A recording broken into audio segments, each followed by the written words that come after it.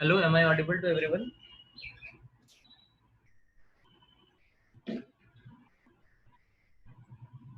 Hello, am I audible to everyone? Yes, sir. Yes, sir. तो आप लोगों ने होमवर्क कर लिया वो जो लास्ट क्लास में वो सब दिया था हमने ग्रुप पे डाला था आप लोगों में कुछ लोगों ने अभी तक किया नहीं है ठीक है तो उसको जल्दी से कर लो ओके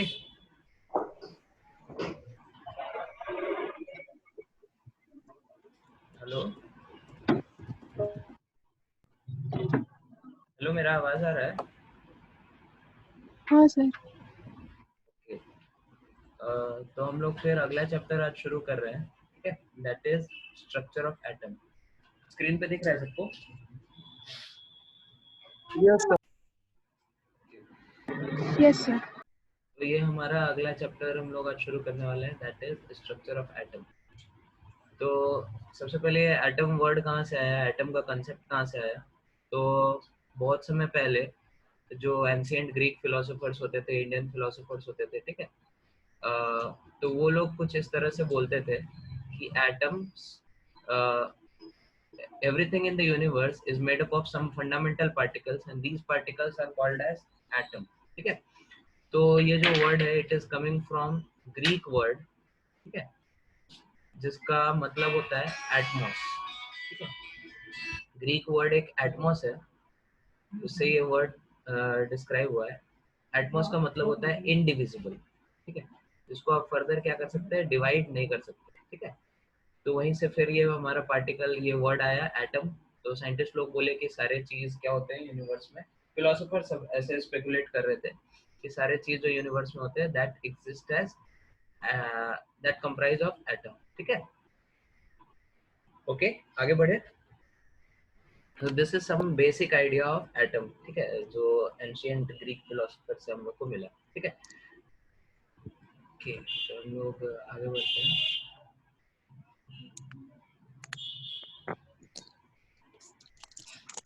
ओके तो फिर अगला साइंटिफिक रिसर्च जब शुरू हुआ तो सबसे पहला जो कंट्रीब्यूशन था that was made by Dalton ठीक है तो इस चैप्टर में हम लोग बहुत सारे साइंटिस्ट लोगों के नाम पढ़ेंगे बहुत सारा मॉडल्स पढ़ेंगे एटम का ठीक है तो सबसे पहले हम लोग क्या करते हैं इस चैप्टर के जो कंटेंट्स हैं उसको समराइज कर लेते ओके सर। हैं हेलो आप अपना बैकग्राउंड साउंड सब लोग ऑफ कर लीजिए तो ओके सर। इस चैप्टर में हम लोग क्या क्या फिर पढ़ने वाले हैं सबसे पहले हम लोग पढ़ेंगे डाल्टन एटॉमिक थ्योरी ठीक है डाल्टन ने एटॉमिक थ्योरी दिया था कि कैसे सब चीज एटम से बने होते हैं ठीक है उसके बाद हम लोग पढ़ेंगे कि कैसे डाल्टन की थ्योरी फेल हुई ठीक है फिर अगला मॉडल आया that is you know Thomson's model of atom ठीक है कैसे अलग अलग फंडामेंटल पार्टिकल्स डिस्कवर हुए ठीक है तो सबसे पहले डिस्कवरी हुई थी इलेक्ट्रॉन्स की ठीक है फिर उसके बाद डिस्कवरी ऑफ प्रोटॉन्स ठीक है then after that discovery of neutrons sir बोलिए सर आप और एक बार फिर से क्या पढ़ा रहे थे आप बोल सकते हैं मेरा थोड़ा क्लास चल रहा था ना हाँ कोई बात नहीं हमने जस्ट स्टार्ट किया है ठीक है तो दिस स्लाइड से ही हमने शुरू किया है ठीक है ठीक है sir so then neutrons were discovered और उसके बाद फिर हम लोग इस चैप्टर में अलग अलग मॉडल्स के बारे में पढ़ेंगे ठीक है तो अलग अलग साइंटिस्ट आए और उन्होंने अलग अलग मॉडल दिया अपने एटम का तो सबसे पहला मॉडल दिया था हमारे थॉमसन ने ठीक है थॉमसन्स मॉडल ऑफ एटम ठीक है थॉमसन्स मॉडल ऑफ एटम को क्या बोलते हैं आप लोगों ने पढ़ा होगा बचपन में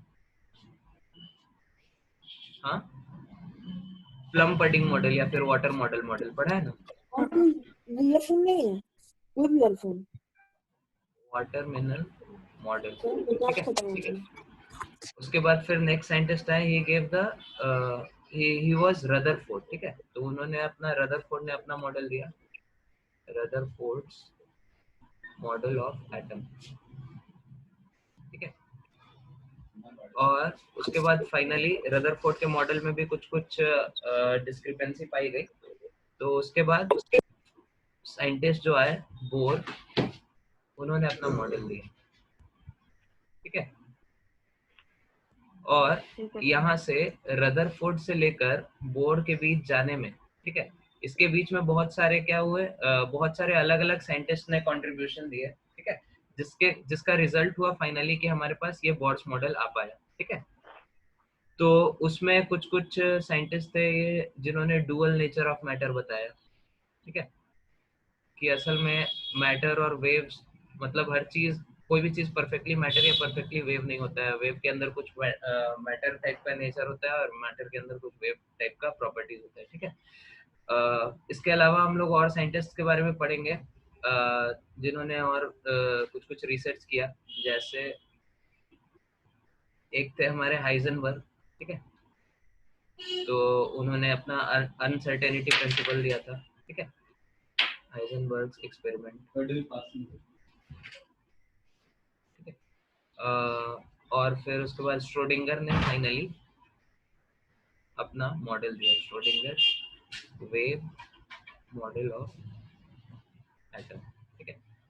तो अभी तक सबसे ज्यादा लेटेस्ट जो इन्वेंशन हुआ है, तो सबसे जो लेटेस्ट मॉडल है अपने पास, that is this one only, ठीक है, श्रोडिंगर्स वेव मॉडल। ओके, तो हाँ, एक और चीज हम बताना भूल गए यहाँ पे, ये जो डुअल नेचर ऑफ मैटर है, ठीक है, यहाँ पे हम लोग और पढ़ेंगे एब्जॉर्प्शन और इमिशन स्पेक्ट्रा के बारे में, ठीक है, एब्जॉर्प्शन इमिशन स्पेक्ट्रा, ठीक है। सो लाइक दिस, ये सब हम लोग कंटेंट्स पढ़ने वाले हैं आज की क्लास में। सब कुछ आज के क्लास में नहीं पढ़ेंगे, ये इस चैप्टर में हम लोग पढ़ेंगे, ठीक है। तो फिर आगे बढ़े। Yes sir. Okay okay sir. Yes sir.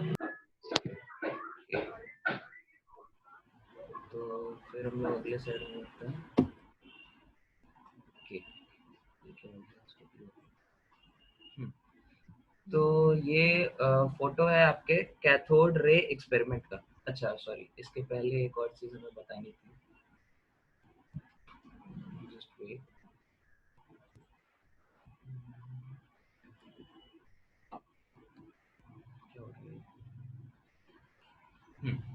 इसके पहले हमें बताना था ये डाल्टन्स मॉडल, और उसमें क्या डाल्टन का जो एटम का कंसेप्ट था और उसमें क्या क्या फ्लॉज थी, ठीक है। तो डाल्टन्स एटॉमिक थ्योरी, ठीक है। तो डाल्टन की एटॉमिक थ्योरी क्या थी और उसमें क्या क्या फ्लॉज थे, ठीक है। तो डाल्टन ने अपनी एटॉमिक थ्योरी 1808 में दी थी, ठीक है। और उसने ऐसा कुछ कुछ पोस्टुलेट्स दिए थे इसमें। सबसे पहला उसने जो पोस्टुलेट दिया था, that is atom is smallest unit and it cannot be subdivided, ठीक है। atom is the smallest fundamental particle of matter and it can't be divided further, ठीक है। तो हमने जो ये जो वर्ड भी कॉइन हुआ था एटम, तो ये ग्रीक वर्ड से आया था एटमॉस, जिसका मतलब होता है कि जिसको फर्दर डिवाइड नहीं किया जाता है, दैट इज इनडिविजिबल, ठीक है। सेकेंड इन्होंने जो पोस्टुलेट दिया था, दैट पोस्टुलेट वाज कि एटम्स ऑफ द सर उसका ग्रीक वर्ड क्या बोले सर? एटमॉस, ATMOS, ठीक है, ATMOS, दैट इज एटमॉस, ठीक है। Okay sir. Then second postulate, he told that atoms of same elements are identical, ठीक है। ये उसने दूसरा पोस्टुलेट दिया कि एक एटम, एक मटेरियल का, एक एलिमेंट का जो जितना भी एटम्स होंगे, all of them will be identical, ठीक है। थर्ड पोस्टुलेट क्या था, atoms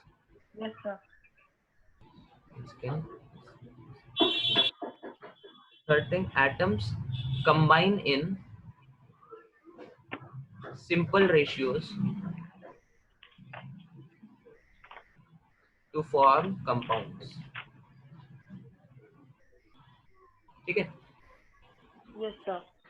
So this was the third postulate. जैसे वाटर हमारा क्या होगा, हाइड्रोजन और ऑक्सीजन मिलके सिंपल रेशियो में 2:1 में कंबाइन कर रहे हैं. ठीक है. Similarly NH3 that is nitrogen और हाइड्रोजन क्या है 3:1 के रेशियो में कंबाइन कर रहे हैं. They are forming ammonia. Is it clear? Yes, sir. Yes, sir. Then there Yes, is sir. fourth postulate. Fourth postulate is atom cannot be created or destroyed.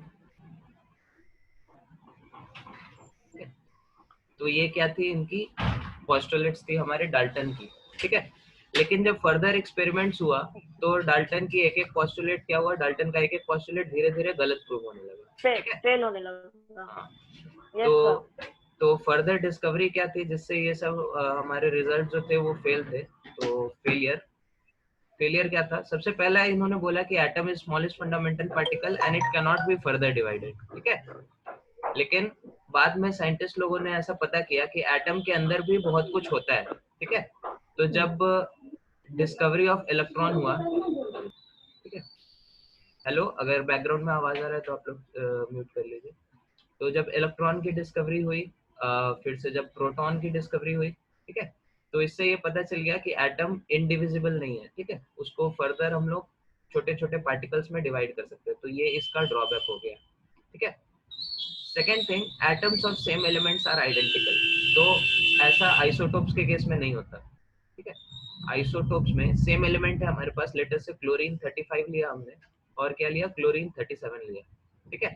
तो ये दोनों की प्रॉपर्टीज एग्जैक्टली, ये दोनों एटम आइडेंटिकल नहीं है. Although they are from the same element chlorine, but still their properties are very much different. तो atoms of same element are not identical. ठीक है. क्योंकि मास नंबर अलग आ रहे हैं यहाँ पे.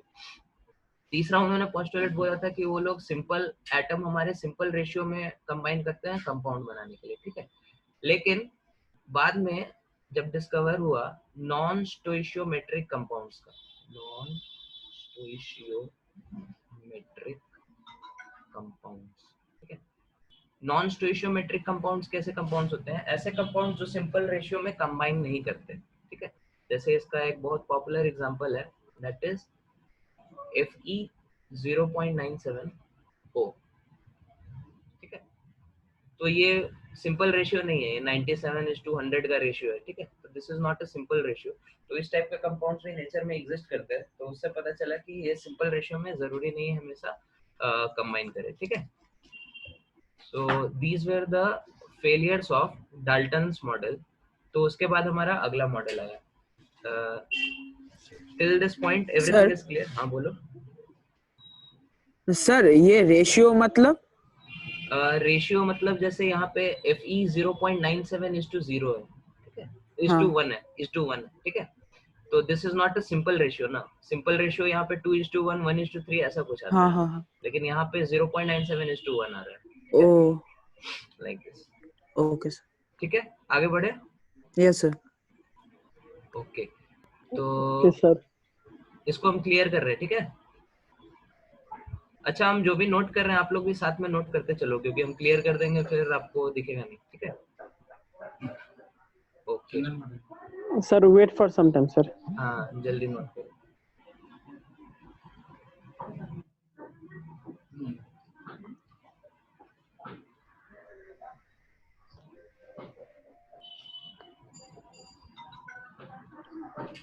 हो गया सर. हो गया. चलो ठीक है. हाँ, इसको हम सर. क्लियर करते हैं. ओके. तो Yes, sir. हो गया. इसके बाद फिर अगला जो एक्सपेरिमेंट हुआ that led to the discovery of electron, वो हम लोग पढ़ेंगे कि इलेक्ट्रॉन्स की आखिर डिस्कवरी कैसे हुई. तो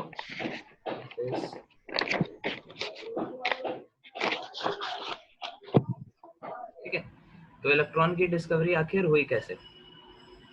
तो इसके लिए एक एक्सपेरिमेंट आया था अपने पास, दैट इज एक एक्सपेरिमेंट किया साइंटिस्ट लोगों ने, that is known as discharge tube experiment.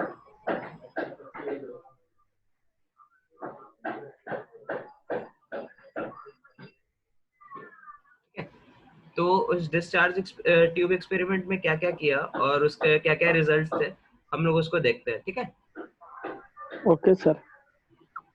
Okay. Second. हाँ, तो ये था आपका डिस्चार्ज ट्यूब एक्सपेरिमेंट का सेटअप। ठीक है, दिख रहा है स्क्रीन पे सबको? हाँ sir.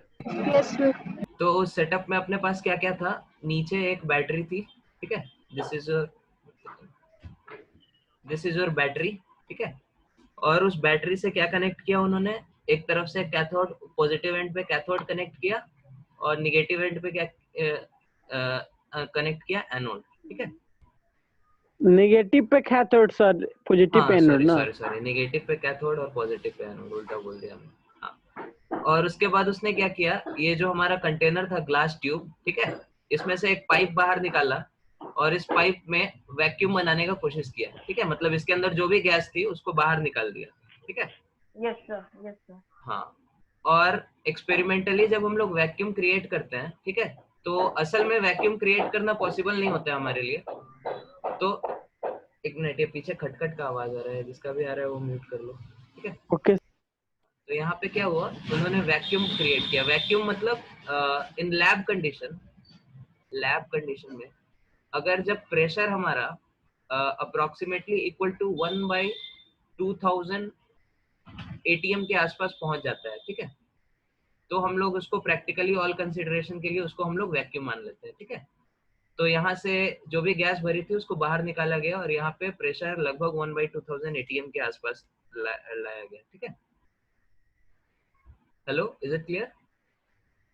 Yes, yes sir. Sir. This value, sorry, this value is not 1/2000. I think this is 1/10,000. ठीक है, 10 to the power 4, हाँ 1/10 to the power 4 ATM होता है ये प्रेशर। तो उसको लो प्रेशर पे डाला गया, practically this was the pressure. और फिर उस पे क्या काम किया गया, उस पे उन्होंने कुछ गैस भरा, ठीक है, यहाँ पे बीच में कुछ गैस भरा, and then they conducted this experiment. Gas बहुत कम अमाउंट में बढ़ा, ठीक है, क्योंकि प्रेशर जब इतना कम है, मतलब यहाँ पे गैस का अमाउंट क्या होगा, बहुत कम होगा, ठीक है। आप लोग पता नहीं कुछ आप में से कुछ आईसीएसई के स्टूडेंट्स हो, तो उन्होंने आइडियल गैस इक्वेशन पढ़ा होगा शायद, PV is equal to NRT, पढ़ा है किसी ने? Yes, sir. हाँ, नहीं सर।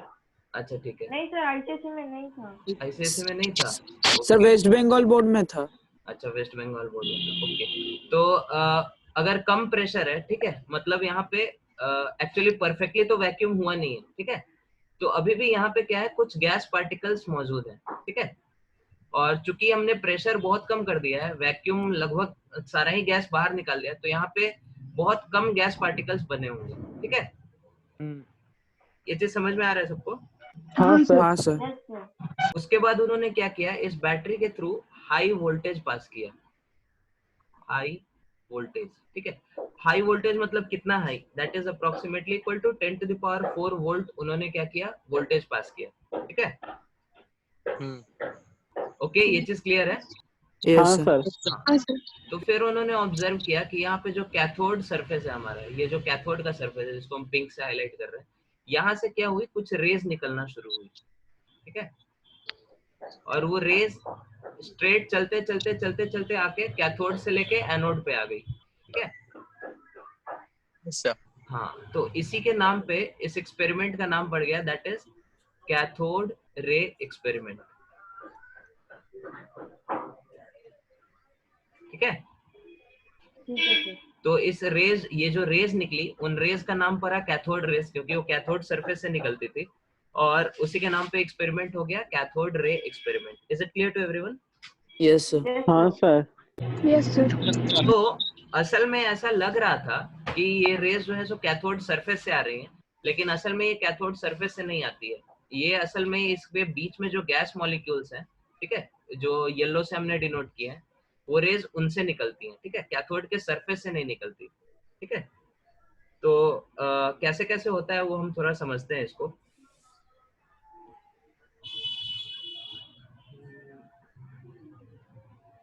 ओके ओके, तो इसको हम आगे बढ़े, इसको हटा दें, इसको नोट कर लिया सबने ये डायग्राम? हाँ सर, नोट कर लिए हाँ सर। sir. ओके, सर एक मिनट। जल्दी इसको नोट कर लो। सर कर लिया, कर लिया।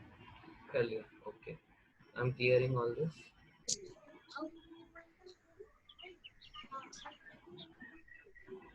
ठीक है।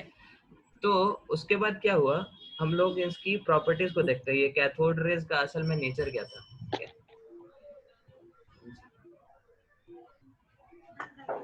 Properties of cathode raise. Cathode rays की क्या क्या प्रॉपर्टी थी। सबसे पहला कि कैथोड रेज ऑलवेज ट्रेवल, हम कैथोड रेज को शॉर्ट में सीआर लिख रहे हैं, ठीक है। ठीक तो है जो सर। हमारे ओके सर। कैथोड रेज थे CR, that travels in straight line, ठीक है। travels in straight line with very high velocity, okay? With very high, पीछे किसी का आवाज आ रहा है, म्यूट कर लो, ठीक है। हाँ, so this was the first property. ये कैथोड रे क्या होती है, हमारी स्ट्रेट लाइन में पास करती है, ठीक है। अब ये हमें कैसे पता चला कि कैथोड रे स्ट्रेट लाइन में पास करती है, तो आपका जो सेटअप है, ठीक है, लेटेस्ट से हम शॉर्ट में इधर ड्रॉ कर रहे हैं, ये लेटेस्ट से आपका सेटअप था, ठीक है। ये कैथोड एंड था और ये आपका एनोड एंड था, ठीक है, ठीक है। हाँ सर। तो हमारा जो कैथोड रेज आती थी वो ऐसे ऐसे स्ट्रेट लाइन में आती थी, ठीक है। तो हमने क्या किया, रास्ते में कुछ ऑब्स्टेकल लगा दिया, ठीक है। लेटेस्ट से हमने ठीक है कुछ यहाँ पे कुछ पंखी लगा दिया, ठीक है। तो हम लोग को पता चला कि ये जो रेज आ रही थी, तो यहाँ पे जो हमारा स्क्रीन था उस स्क्रीन पे भी एक पंखी जैसा शेप बन गया, ठीक है। तो इससे हम लोग को पता चला कि ये रे जो है सो स्ट्रेट लाइन में पास करती है, ठीक है। और अगर रास्ते में कुछ ऑब्जेक्ट डाल दो तो उसका क्या बन जाता है, इधर शैडो बन जाता है। Is it clear? हाँ yes sir. Sir. Yes sir. Okay, तो इससे पता चला कि हमारे कैथोड रेज क्या होती है, these travel in straight line, ठीक है। देन नेक्स्ट पॉइंट इस कैथोड रेज के बारे में क्या था कि cathode ray produces mechanical effect. Hello sir, high velocity कैसे पता चलेगा सर? हाई वेलोसिटी कैसे पता चलेगा? हाई वेलोसिटी कैसे पता चलेगा? तो लाइट के स्पीड के आसपास होगा। हाँ, उसका स्पीड अब हाई वेलोसिटी का ये मतलब पता चला होगा ऐसे ही। तो लाइट के स्पीड के आसपास होगा शायद। हाँ, इसका जो स्पीड है that is very much close to speed of light, ठीक है। बहुत ज्यादा क्लोज नहीं होता, around 1-2,000 of something of speed of light, ठीक है। 10⁻⁶ के ऑर्डर का ऐसे ऐसे होता है, ठीक है। हम लोग अभी देखेंगे ये कैथोड रेज असल में होता क्या है और फिर उसकी स्पीड हम लोग कैलकुलेट वगैरह सब करेंगे आज, ठीक है। ठीक है सर। ओके, तो ये कैथोड रेज क्या करती है, these produce some mechanical effect, ठीक है। मैकेनिकल इफेक्ट मतलब क्या है, देखो जैसे मैकेनिकल इफेक्ट मतलब जैसे कोई बॉडी है, ठीक है। अगर वो जा रहा है और किसी चीज से टकरा रहा है और उसको मूव करा पा रहा है, ठीक है। लेटेस्ट से यहाँ पे ये बॉडी आपका रेस्ट में था और इधर से कुछ बॉडी आया और इस पे टकराया और उसके बाद ये हमारा जो बॉडी था जो वेलोसिटी 0 पे था, इसकी कुछ वेलोसिटी आ गई, ठीक है, कुछ फाइनाइट वेलोसिटी आ गई। तो this is only your mechanical effect. अब ये मैकेनिकल इफेक्ट लगा रहा है, इसका मतलब क्या है कि कैथोड रेज हैव सम मास, ठीक है। Is it clear? Yes sir. देखो अगर किसी मास पे टकराने के बाद ये कुछ मोमेंटम इसको प्रोवाइड कर पा रहा है, ठीक है, तो मतलब इसके पास भी कुछ मास होगा, ठीक है, तभी ये मास इधर से आया, इससे टकराया और इसको थोड़ा मूव कर पाया, है ना। समझ में आ हाँ रहा है? Sir. So this is only your mechanical effect, ठीक है। तो इससे पता चलता है कि कैथोड रेज के पास कुछ मास होता है, ठीक है। Yes sir. Okay. या फिर ऐसे कहो कि कैथोड रेज के पास मास करना थोड़ा आपको एब्स्ट्रैक्ट लगेगा कि लाइट रे के पास मास कैसे हो सकता है, तो आप ऐसे समझ सकते हैं कि कैथोड रेज जिन पार्टिकल से बना होता है, ठीक है, उसके पास कुछ फाइनाइट मास होता होगा। समझ में आया? यस। हाँ सर। हाँ। तीसरा point, cathode rays have negative charge, ठीक है। कैथोड रेज का चार्ज क्या होता है, नेगेटिव होता है। क्यों, हम लोग को कैसे पता चल रहा है, क्योंकि यहाँ पे जो पॉजिटिव एंड है उसके तरफ ये जा रहा है, ठीक है। ठीक है हाँ सर। Yes sir. हाँ, तो उससे पता चलेगा कि यहाँ पे जो चीज जा रहा है, कैथोड रे जिस चीज से बना है उसके पास क्या है, निगेटिव चार्ज है, ठीक है। और फोर्थ चीज कि कैथोड रेज, इसकी जो प्रॉपर्टीज होती है, the properties of cathode raise, they have same specific charge, ठीक है। स्पेसिफिक चार्ज, या फिर उसको ऐसे कहो, स्पेसिफिक चार्ज मतलब होता क्या है असल में, चार्ज टू मास रेशियो, ठीक है। चार्ज और मास का जो रेशियो होता है वो क्या होता है, सेम होता है। सेम किसके लिए, मतलब एक तरह से आप कह सकते हैं कि ये जो स्पेसिफिक चार्ज है, this does not depend upon, this doesn't depend upon, ठीक है। किस पे ये डिपेंड नहीं करता है, पहला मटेरियल ऑफ इलेक्ट्रोड या फिर मटेरियल ऑफ कैथोड, ठीक है। यहाँ पे आपने जो कैथोड लिया है, ठीक है, यहाँ पे जो निगेटिव एंड है कैथोड, ठीक है, इसका जो मटेरियल लिया है उस पे ये डिपेंड नहीं करता। एंड सेकेंड थिंग इज कि it does not depend upon the nature of gas, ठीक है। अब आप बोलेंगे इसमें गैस कहाँ से आ गया, हमने तो वैक्यूम बनाया है। तो वैक्यूम के पहले इसमें कुछ ना कुछ गैस तो रखा था आपने, है ना। हाँ सर। तो लेटेस्ट से हाइड्रोजन रखा है एक केस में, और फिर वैक्यूम बनाया, फिर हीलियम रखा, फिर वैक्यूम बनाया, दो अलग अलग एक्सपेरिमेंट पे। तो दोनों एक्सपेरिमेंट में आपको ये पता चला कि यहाँ पे क्या हो रहा है, इसका हमारे उस पर कुछ फर्क नहीं पड़ रहा है। दोनों ही केस में हमारी कैथोड रेज क्या कर रही है, सिमिलर वे में बिहेव कर रही है। मतलब ये Q/M रेशियो जो है, ठीक है, वो सेम आ रहा है अगर आप उसमें गैस हाइड्रोजन लो या फिर हीलियम लो, ठीक है। ये चीज क्लियर है? Yes sir, yes sir. Yes sir. हाँ, यस सर। ओके। तो this were the properties of cathode rays, ठीक है। इसको जल्दी से नोट करो, फिर हम लोग आगे बढ़ते हैं।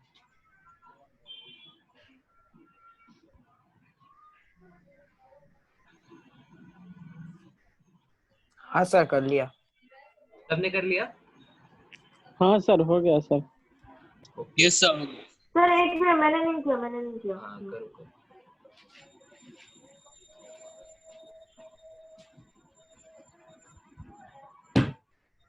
तो कर लिया सर, ठीक है। हो गया सर। ओके, तो इससे हम लोग को क्या पता चला, कैथोड रेज से एक पॉइंट पता चला कि ये जो गैस है हमारा, ठीक है। हेलो, किसका साउंड आ रहा है, म्यूट कर लो प्लीज।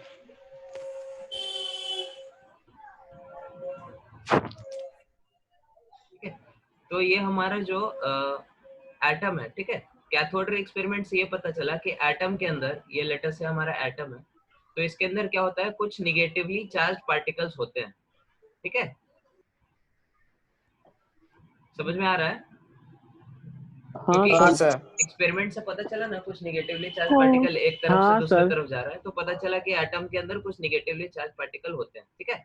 अब अगर निगेटिवली चार्ज पार्टिकल होते हैं और ओवरऑल एटम हमारा न्यूट्रल होता है, तो इससे क्या पता चलता है कि कुछ ना कुछ पॉजिटिवली चार्ज पार्टिकल्स भी होने चाहिए, है कि नहीं? हाँ सर। तो फिर पॉजिटिवली चार्ज पार्टिकल्स को ढूंढने के लिए साइंटिस्ट लोगों ने फिर से एक्सपेरिमेंट करना शुरू किया, ठीक है। ठीक है सर। ओके, तो सेकेंड एक्सपेरिमेंट जो उन्होंने किया, that is very much similar to this cathode ray experiment only, लेकिन इसको हम लोग क्या बोलते हैं, एनोड रे एक्सपेरिमेंट या फिर कनाल रे एक्सपेरिमेंट, ठीक है। तो अगला जो एक्सपेरिमेंट था that was anode ray experiment, और in other words it was called as canal ray experiment, ठीक है।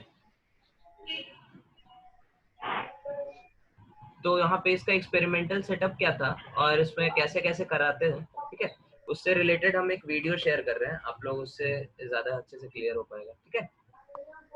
तो ठीक है sir. I'm just sharing this.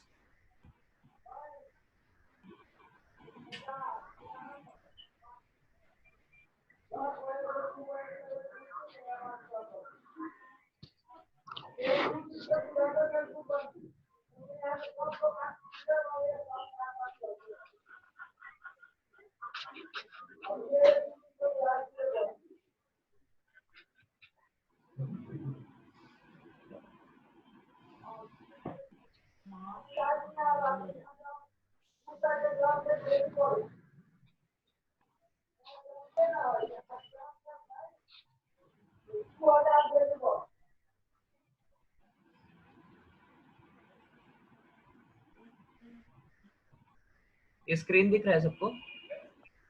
हाँ हाँ सर। सर। हाँ सर।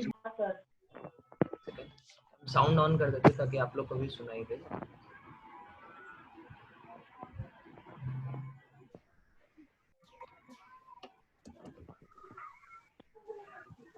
Matter. सुनाई दे रहा है In सबको? this module, you will learn about the charge. Yes, sir. अच्छा, okay. Matter and their discovery. You might have observed that after rubbing a balloon against hair, it sticks to the wall. Can you guess why this happens? It happens due to the development of opposite charges on the balloon and the wall. These opposite charges attract each other. The charges on these two in turn develop due to the charged particles present in them. In fact, such charged particles are for the discovery of the obtained with the help of wax at its two ends connected to a battery. The gas inside the tube had a very low pressure, which was maintained with the help of vacuum pump. On passing the electric discharge, the rays called cathode rays were produced, which were attracted towards the positively charged plate. As these were attracted towards the positively charged plate, these were supposed to be made up of the negatively charged particles, which were named by Sir J.J. Thomson as electrons. So this is how the negatively charged particles were discovered. Since atoms are neutral, it was concluded that some positively charged particles must also be present in the atoms. These positively charged particles were later discovered by Goldstein in 1886 as protons. The experiment set up for the discovery of protons was similar to the cathode ray tube experiment we saw before. The only difference was that Goldstein took perforated cathode in the middle and the fluorescent screen at the other end. On passing the electric discharge, the rays were observed which traveled in the direction just opposite to the cathode rays. These were named as canal rays and they passed from canal-like holes. As their direction was just opposite, it was concluded that these must be made up of some positively charged particles. These positively charged particles were nothing but the protons. So now we know all atoms have two types of charged particles, that are electrons, the negatively charged particles, and protons, the positively charged particles. Let us now compare some of the features of these particles. As it is going to work, charged particles are present in the constituent, and a proton 672 into 10, and a proton deflects towards the negative field and away from the positive field. Now let's recap. Every matter has charged.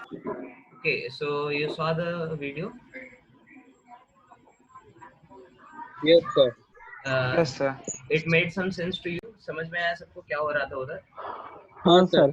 तो second part of experiment में उन्होंने जो किया that is your canal ray experiment. ठीक है, canal ray experiment.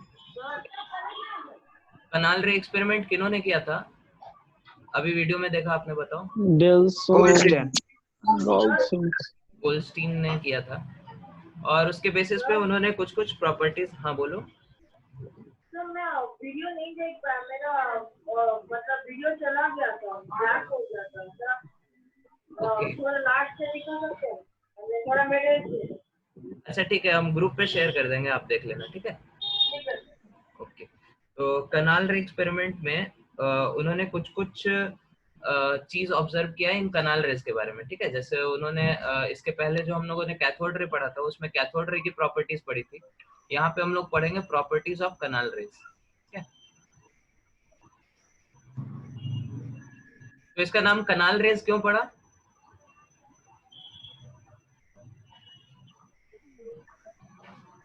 हाँ, आप लोगों ने देखा यहाँ पे कैथोड जो उन्होंने यूज किया था वो कैथोड परफोरेटेड था. परफोरेटेड मतलब उसमें क्या थे? होल्स थे बहुत. ठीक है, समझ में आ रहा है सबको? हाँ हाँ सर। सर। हाँ सर। परफोरेटेड होने के कारण, आप परफोरेटेड को अगर 3D में देखो तो ये हमारा प्लेट है, ठीक है, 3 डायमेंशनल, तो उसके अंदर सिलेंड्रिकल होल जैसा आपको दिखेगा, है ना। तो कनाल मतलब पता है ना, कनाल मतलब होता है सुरंग, ठीक है। तो जब लाइट इधर इधर से ये रेज निकले हमारे कनाल रेज, ठीक है, इस तरफ से, तो वो बस होल्स के थ्रू निकल रहे थे, ठीक है। तो ऐसा लग रहा था वो जो सिलिंड्रिकल कनाल है उससे निकल रहे हैं, ठीक है। तो इसलिए इसका नाम दिया कनाल रेज। समझ में आ रहा है सबको?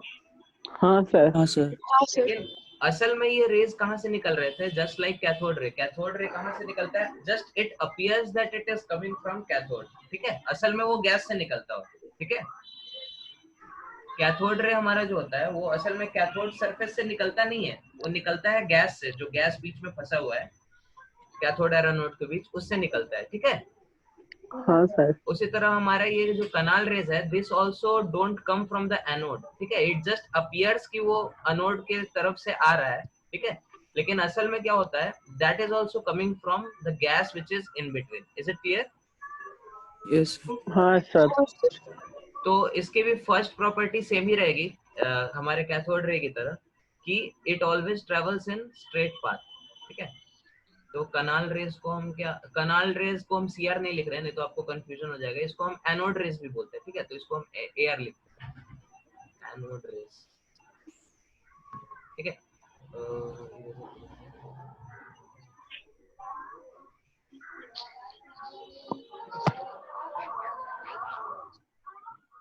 तो एनोड रे शॉर्ट में एआर, ठीक है। तो एनोड रे also travels in straight path, ठीक है। समझ में आ रहा है? हाँ सर। हाँ सर। और सेकंड प्रॉपर्टी इसकी भी सेम रहेगी कि इसका भी कुछ मैकेनिकल इफेक्ट होता है, ठीक है। A also have, AR also have mechanical effect, ठीक है। मैकेनिकल इफेक्ट प्रोड्यूस कर रहे हैं मतलब इसका कुछ क्या होता है, मास होता है, ठीक है। हाँ सर। तो these were the two properties जो इसके कैथोड रे और एनोड रे में सेम है, ठीक है। Third thing is anode rays compose of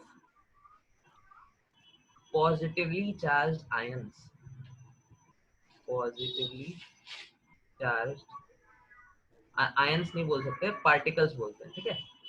तो ये हमारे एनोड की तरफ से आ रहे हैं, ठीक है। तो पता चल रहा है ये निगेटिव एंड की तरफ आ रहे हैं, तो पता चलता है कि इसका चार्ज क्या होना चाहिए, पॉजिटिव होना चाहिए, ठीक है। और फोर्थ थिंग जो कि मोस्ट इम्पोर्टेंट है, अरे कौन रो रहा है यार पीछे, म्यूट करो। तो इसका जो नेचर होता है, इसका जो Q/M रेशियो होता है, ठीक है, that is your specific charge जो होता है इसका, स्पेसिफिक चार्ज, ठीक है। दिस डिपेंड्स ऑन वही दो चीज, जो पहला वाला था वो इन दोनों पे डिपेंड नहीं करता था, लेकिन ये वाला क्या है, इन दोनों पे डिपेंड करता है। First is this your anode material, ठीक है। एंड सेकेंड फैक्टर क्या था, बताओ कोई। कैथोड रे जिस पे डिपेंड करता था उसका Q/M रेशियो डिपेंड नहीं करता था कैथोड रे के केस में, और इसमें कर रहा है एनोड रे के केस में। Nature of gas. Nature of gas. Nature of gas, आप जो गैस लिए हैं उस पे इसका नेचर क्या करता है, डिपेंड करता है, ठीक है। Yes sir. Hello sir. हाँ बोलो।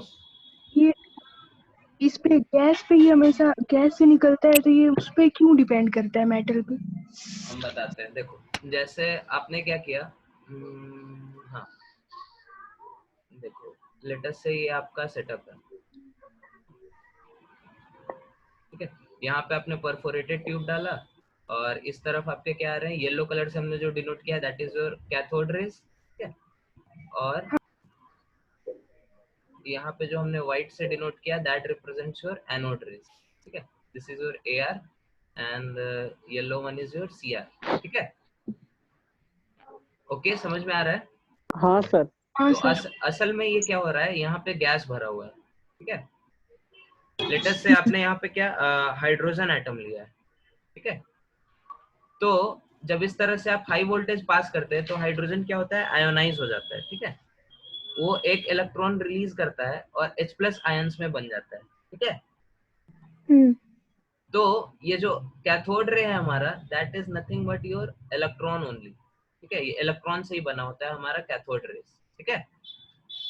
और जो हमारा जो कैनाल रेस है वो किससे बना होता है, यहाँ पे जो आपने इसका जो कटायन बना, ठीक है, this is your component of anode rays. समझ में आ रहा है? हाँ सर। सिमिलरली अगर हाइड्रोजन की जगह लेटेस्ट से आपने इसमें क्या भर दिया, हीलियम गैस भर दिया, ठीक है, तो अब क्या होगा, हीलियम एक इलेक्ट्रॉन लूज करेगा और यहाँ पे He+ आयन बनेगा। समझ में आ रहा है? हाँ सर। हाँ सर। तो इस केस में जो हमारा एनोड रे होगा वो किससे, He+ से बना होगा, ठीक है। हाँ, लेकिन हमारा कैथोड रेज अभी भी किससे बना है, इलेक्ट्रॉन से, इलेक्ट्रॉन से। तो दिस इज द रीजन कि यहाँ पे हमारे गैस के नेचर पे Q2M रेशियो डिपेंड नहीं करता है कैथोड रेज के लिए, और एनोड रेज के लिए क्या करता है। समझ में आ रहा है? हाँ सर। क्योंकि अलग अलग गैस लिया है आपने, अलग अलग गैस के लिए अलग अलग कटायन बनेंगे, तो हमारे एनोड रे का जो कंस्टिट्यूएंट एलिमेंट है, कंस्टिट्यूएंट जो क्या बोलते हैं उसको, पार्टिकल है, वो हर केस में अलग अलग होगा, ठीक है। हाँ सर। ओके, तो this was your property of canal raise. इसको जल्दी से नोट करो, फिर हम लोग आगे बढ़ते हैं। Hello sir. हाँ बोलो। सर इसका हाई वेलोसिटी नहीं होता? अच्छा हाँ, इसका भी हाई वेलोसिटी होता है, ठीक है, हमने लिखा नहीं। Travels in straight path with high velocity, ठीक है, हाई वेलोसिटी, ठीक है। चलो इसको नोट कर लो, फिर आगे बढ़ते हैं।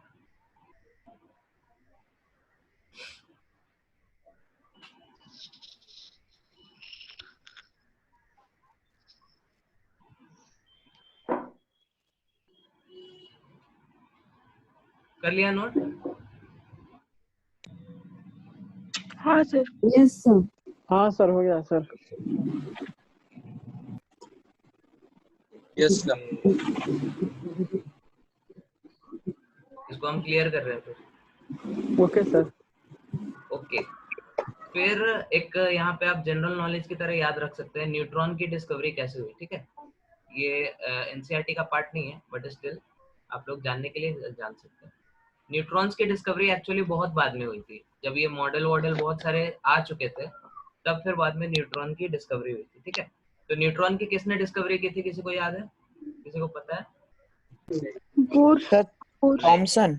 नहीं, चैडविक, ठीक है। अराउंड एग्जैक्टली हमें ईयर पता नहीं है, अराउंड 1914 और 1915 के आसपास ये हुआ था, ठीक है। तो neutron is a very recent discovery, बहुत ज्यादा पहले डिस्कवर नहीं हुआ, ठीक है। तो इन्होंने कैसे एक्सपेरिमेंट किया, तो इसका एक्सपेरिमेंटल सेटअप हम बताते हैं। इन्होंने अल्फा पार्टिकल को बॉम्बार्ड किया इन्होंने किसके ऊपर, बेरिलियम की शीट के ऊपर। सर गोल्ड की शीट में शायद किया था क्या? नहीं, that is different, that is alpha particle scattering experiment, ठीक है, वो हम लोग अभी उस पे आएंगे। यहाँ पे वो आप जो बोल रहे हैं एक्सपेरिमेंट, वो रदरफोर्ड ने किया था, ठीक है। हाँ यस सर यस सर। हाँ, ये हम चैडविक का पढ़ रहे हैं। तो अल्फा पार्टिकल को उन्होंने क्या किया था, बेरिलियम की शीट के ऊपर, थिन शीट के ऊपर बॉम्बार्ड किया था, ठीक है। तो यहाँ पे एक न्यूक्लियर रिएक्शन होता है। किसी को पता है अल्फा पार्टिकल होता क्या है असल में? Yes sir, ionized helium particles. हाँ, alpha particles are basically your helium nucleus, ठीक है। Yes sir. This is your alpha particle. और बेरिलियम को अगर हम न्यूक्लियर फॉर्म में लिखे, मतलब एटॉमिक फॉर्म में, तो उसको ऐसे लिखेंगे, उसका एटॉमिक नंबर होगा 4 और मास नंबर क्या होगा 9, ठीक है।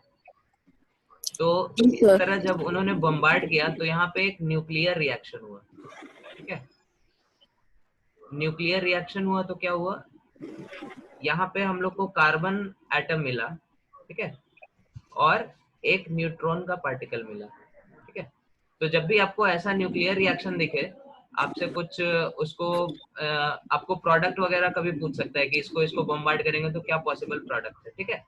तो हम लोग को बस ये देखना है वहां पे कि वहां पे जो टोटल मास है वो कंजर्व रहना चाहिए, ठीक है। तो यहाँ पे 2 + 4, ठीक है, मतलब 6 इलेक्ट्रॉन 6 प्रोटॉन है, तो that should be equal to यहाँ पे जो लिखा है प्लस यहाँ पे जो लिखा है, ठीक है। हेलो, समझ में आ रहा है सबको? हाँ सर ये बीई मतलब तो दोनों का- बेरिलियम होता है। हाँ, बेरिलियम होता है। अच्छा, बेरिलियम शीट। ठीक है। दोनों का सम इक्वल होना चाहिए। हाँ, और दूसरा चीज, यहाँ पे जो नंबर है और यहाँ पे जो नंबर है, ठीक है, उसका सम यहाँ पे जो नंबर है प्लस यहाँ पे जो नंबर है ये होना चाहिए। ठीक है। ठीक है सर। ओके, समझ में आ रहा है सबको? हाँ सर। हाँ सर। तो फिर ये जो अपने को पार्टिकल मिला, एक मिनट, अरे यार, हाँ, यहाँ पे ये जो हमको पार्टिकल मिला, ये वाला चीज, तो ध्यान से देखो, इसके पास, इस पार्टिकल के पास क्या है, मास है। ठीक है, मास नंबर इसके पास 1 है, लेकिन इसके पास कुछ चार्ज नहीं है। ठीक है, तो this is a neutral particle. ये क्या है, हमारे पास न्यूट्रल पार्टिकल है जिसके पास मास जो है उसका प्रोटॉन के इक्वल है। ठीक है, mass is equal to mass of proton. ठीक है, लेकिन इसके पास कुछ चार्ज नहीं है। ठीक है, तो इसी को नाम दिया गया बाद में न्यूट्रॉन। समझ में आ रहा है? Yes sir. हाँ सर। तो इस तरह आपकी क्या हुई, न्यूट्रॉन की डिस्कवरी हुई। ठीक है, इसको आप साइड में याद रख सकते हैं। ऐसे आगे बढ़े। Yes sir. ओके, तो हम इसको क्लियर कर रहे हैं, इसको नोट करना है तो नोट कर लो। हो गया सर। Okay sir. फिर आपका अगला साइंटिस्ट जो आया वो था रदरफोर्ड। ठीक है, तो अच्छा, ये कैनाल रे और ये एक्सपेरिमेंट किन्होंने किया था? हमारा कैथोड रे एक्सपेरिमेंट किन्होंने किया था, किसी को पता है? Sir Thompson. कैथोड तो जो हमारा कैथोड रे एक्सपेरिमेंट था उसने क्या किया, थॉमसन ने किया। ठीक है, और इस रिजल्ट के बेसिस पे थॉमसन ने एक मॉडल प्रपोज किया। ठीक है, that is your plum pudding model. ठीक है, प्लम पडिंग मॉडल और वाटरमेलन मॉडल। ठीक है, yes sir.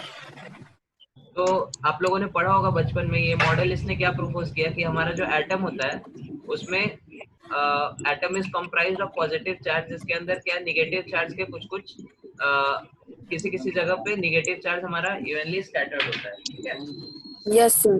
This was basically your plum pudding model of atom. ठीक है, बैकग्राउंड म्यूजिक सब ऑफ करो।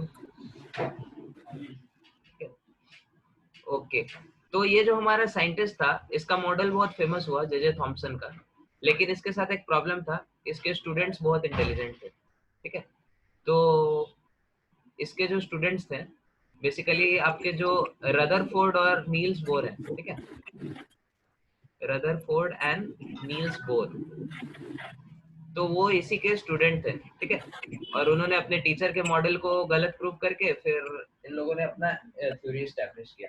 ठीक है, ठीक है ठीक। हाँ, तो पहला साइंटिस्ट जो आया, अगला वाला, थॉमसन के लिमिटेशंस को ओवरकम करने के लिए, दैट वाज रदरफोर्ड। ठीक है, यस सर। आपका किसी का बैकग्राउंड साउंड आ रहा है, आप म्यूट कर लो। ठीक है, तो रदरफोर्ड ने फिर क्या किया, अपना अल्फा पार्टिकल एक्सपेरिमेंट, जो कि बहुत फेमस एक्सपेरिमेंट हुआ, वो किया। ठीक है, alpha particle scattering experiment.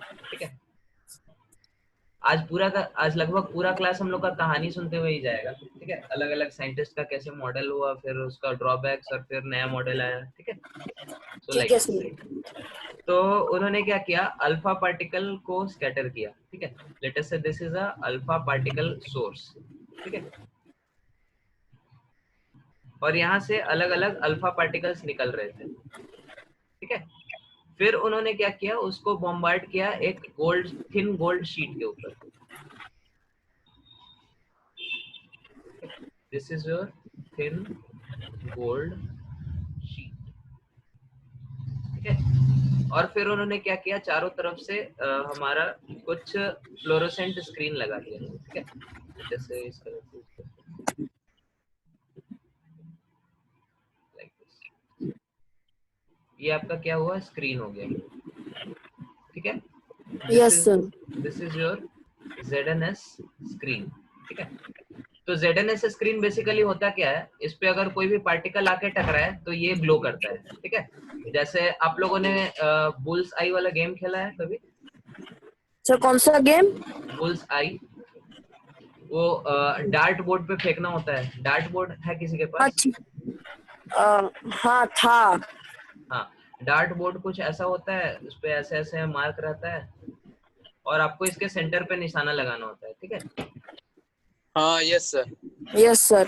Cinema वगैरह में कभी कभी देखा होगा। तो ये डार्ट बोर्ड कुछ कुछ ऐसे आता है। अच्छा, डार्ट बोर्ड नहीं, चलो आप लोग को क्रिकेट का एग्जांपल देते हैं, ठीक है? तो डार्ट बोर्ड पे क्या होता है, अगर आप फेंको तो कभी कभी ऐसा होता है किसी पर्टिकुलर इलेक्ट्रिक टाइप का जो डार्ट बोर्ड आता है उसमें अगर फेंको तो ये ग्लो करता है। जैसे यहाँ पे अगर हिट किया तो यहाँ पे वो ग्लो करेगा, ठीक है? ठीक है अगर सर। आपका पार्टिकल यहाँ पे हिट किया तो यहाँ पे ग्लो करेगा। या फिर क्रिकेट में आप जो बॉल फेंकते हैं तो कभी कभी वो विकेट ग्लो करता है ना आजकल। हाँ यस सर, यस सर। तो ZNS screen is something like that only, ठीक है? यहाँ पे जिधर भी पार्टिकल हिट करे वो पार्ट हमारा क्या करेगा, ग्लो करेगा, ठीक है? ठीक है सर। तो फिर रदरफोर्ड ने एक्सपेरिमेंट में ये ऑब्जर्व किया कि अधिकतर पार्टिकल्स जो थे वो अनडेविएटेड चले गए, ठीक है? मतलब इस रीजन में क्या हुआ, सबसे ज्यादा उसको सबसे ज्यादा यहाँ पे रिकॉर्डिंग्स मिली अल्फा पार्टिकल्स की, ठीक है? ठीक है सर। फिर उन्होंने ऑब्जर्व किया कुछ पार्टिकल्स ऐसे थे जो सफिशिएंटली क्या किए, डेविएट कर गए, ठीक है? Yes sir. और फिर उन्होंने ऑब्जर्व किया 1 in 20,000, ठीक है? 20,000 के अंदर एक पार्टिकल ऐसा था जो डेविएट कर गया, जो रिट्रेस किया अपने पाथ को, ठीक है? ठीक वापस आ गया। हाँ एग्जैक्टली 180 डिग्री पे घूम के आ गया, ठीक है? तो ये उसकी कंक्लूजन्स थी आपकी, ये ऑब्जर्वेशंस थी बेसिकली, कंक्लूजन उसके बाद आएगा। ये ऑब्जर्वेशन थी आपके रदरफोर्ड के पार्टिकल स्कैटरिंग एक्सपेरिमेंट में, ठीक है? तो इसको आप इसको नोट कर लो, फिर हम लोग आगे बढ़ते हैं।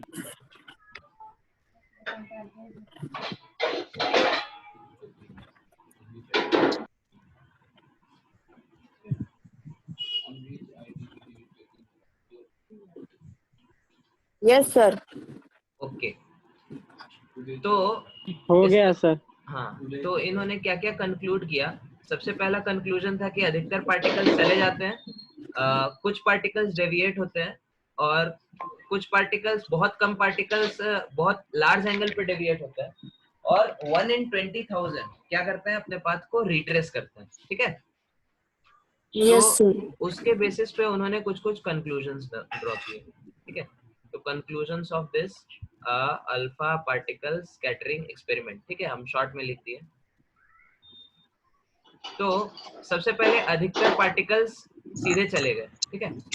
अनडेविएटेड चले गए। तो उससे उन्होंने क्या कंक्लूड किया? उससे उन्होंने कंक्लूड किया कि most of the space in atom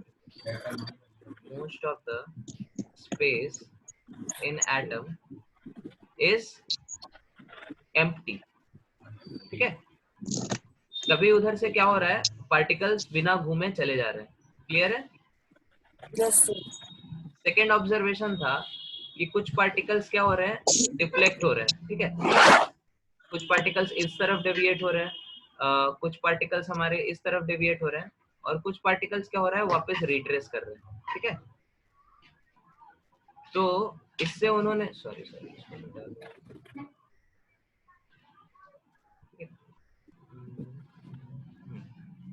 तो इससे उन्होंने ये कंक्लूड किया कि बीच में जो पार्टिकल है उसके अंदर क्या है, बहुत ज्यादा मास कॉन्सेंट्रेटेड है, ठीक है?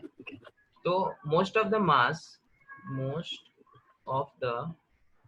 Mass of atom is concentrated in a small portion, ठीक है? in a small portion। तो इस रिजल्ट के बेसिस पे उन्होंने क्या किया, अपने उनके जो गुरुजी थे थॉमसन, उनके मॉडल को क्या किया, गलत प्रूव किया, ठीक है? क्योंकि थॉमसन के मॉडल के हिसाब से अगर एटम हमारा ऐसा होता, ठीक है, जैसे उन्होंने बोला था अकॉर्डिंग टू थॉमसन्स मॉडल,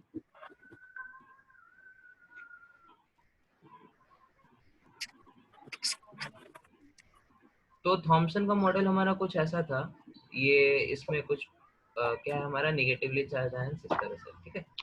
तो इस मॉडल के हिसाब से हमारा जो पॉजिटिव चार्ज है, ठीक है, तो वो क्या है, बहुत ज्यादा डिस्पर्स्ड है, ठीक है? तो अगर ये मॉडल सही होता तो हम जब इस पे अल्फा पार्टिकल बम्बार्ड किए, ठीक है, तो सारे के सारे अल्फा पार्टिकल्स को क्या होना चाहिए था, सीधे चले जाना चाहिए था, ठीक है, क्योंकि यहाँ पे मास जो है हमारा किसी एक जगह कॉन्सेंट्रेटेड नहीं है, पूरे जगह फैला हुआ है मास, ठीक है। Hello, Yes, sir. Yes, sir. But this result, ये जो रिजल्ट आया, this was not consistent with the Thomson's model, ठीक है। तो Yes, फिर रदरफोर्ड ने अपना मॉडल दिया और उसके बेसिस पे उन्होंने बताया कि most of the mass of atom is concentrated in a small portion, जिसको उन्होंने नाम दिया न्यूक्लियस, ठीक है। तो ये उनकी अल्फा पार्टिकल स्कैटरिंग एक्सपेरिमेंट की कंक्लूजन, ठीक है। इसको नोट कर लो, फिर हम लोग आगे बढ़ते हैं।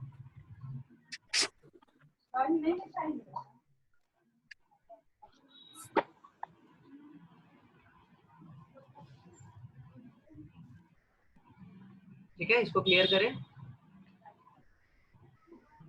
हाँ सर।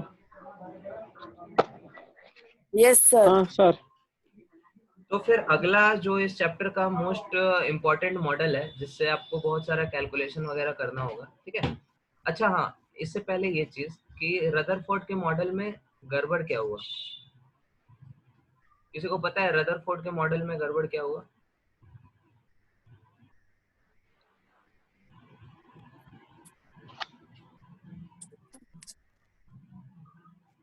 आप लोगों ने स्कूल में पढ़ा होगा शायद, स्कूल में ये सब पढ़ाते हैं क्या? 9th 10th में कहाँ तक पढ़ाते हैं? नहीं पढ़े सर कभी भी। अच्छा, तो रदरफोर्ड ने सबसे पहले ये बोला उसके मॉडल में कि हमारा जो पॉजिटिव चार्ज है वो न्यूक्लियस में रहता है और इलेक्ट्रॉन क्या करते हैं, उनके अराउंड घूमते हैं, ठीक है। तो दिस इज बेसिकली और इलेक्ट्रॉन जो हमारा क्या है, पॉजिटिव चार्ज के अराउंड घूम रहा है। समझ में आ रहा है ये चीज सबको? हाँ sir. This thing was not consistent with the Maxwell's theory of electromagnetism. अब हम लोग थोड़ा उसको समझते हैं, Maxwell's theory of electromagnetism क्या है? Maxwell's theory of electromagnetism, ठीक है। तो मैक्सवेल की थ्योरी जो थी ऑफ इलेक्ट्रोमैग्नेटिज्म, वो क्या कहती थी कि अगर हमारे पास कोई चार्ज पार्टिकल्स है, ठीक है, लेटस से आपके पास कोई चार्ज पार्टिकल है, कोई चार्ज है +q, ठीक है, उसको अगर आप कुछ एक्सेलरेशन प्रोवाइड करो, ठीक है, अगर Yes, sir. उसको कुछ एक्सेलरेशन प्रोवाइड करो तो वो क्या करता है, वो कुछ इलेक्ट्रोमैग्नेटिक वेव्स इमिट करता है, ठीक है। तो वो पार्टिकल जो है हमारा +q, वो कुछ वेव अपने से रिलीज करने लगेगा, ठीक है। इलेक्ट्रोमैग्नेटिक वेव्स वो पार्टिकल रिलीज करने लगेगा। कब? जब उसको आप किसी एक्सेलरेशन, कुछ एक्सेलरेशन उसको प्रोवाइड करो, ठीक है। समझ में आ रहा है? हाँ sir. Yes, sir. Yes, sir. और धीरे धीरे क्या होगा, इलेक्ट्रोमैग्नेटिक वेव्स के थ्रू वो एनर्जी अपना रिलीज कर रहा है, तो उस पार्टिकल का एनर्जी क्या हो जाएगा, धीरे धीरे बहुत कम हो जाएगा, ठीक है। तो ये +q, इसकी energy will get reduced, energy will gradually decrease, ठीक है। समझ में आ रहा है सबको? Yes, sir. हाँ सर। हाँ, तो रदरफोर्ड ने बोला कि इलेक्ट्रॉन हमारा सर्कुलर पाथ में घूम रहा है, ठीक है। Yes, sir. तो अगर कोई, हेलो, आप लोग सब म्यूट कर लो। हाँ ठीक है सर। अगर इलेक्ट्रॉन सर्कुलर पाथ में घूम रहा है, लेट अस से विथ यूनिफॉर्म वेलोसिटी v, ठीक है, तो उसका एक्सेलरेशन कुछ होगा कि नहीं? हाँ सर होगा। होगा सर। क्यों होगा एक्सेलरेशन? यूनिफॉर्म वेलोसिटी से मूव कर रहा है v से। हाँ सर। हाँ, तो एक्सेलरेशन क्यों होगा? हर्ष आप बताओ।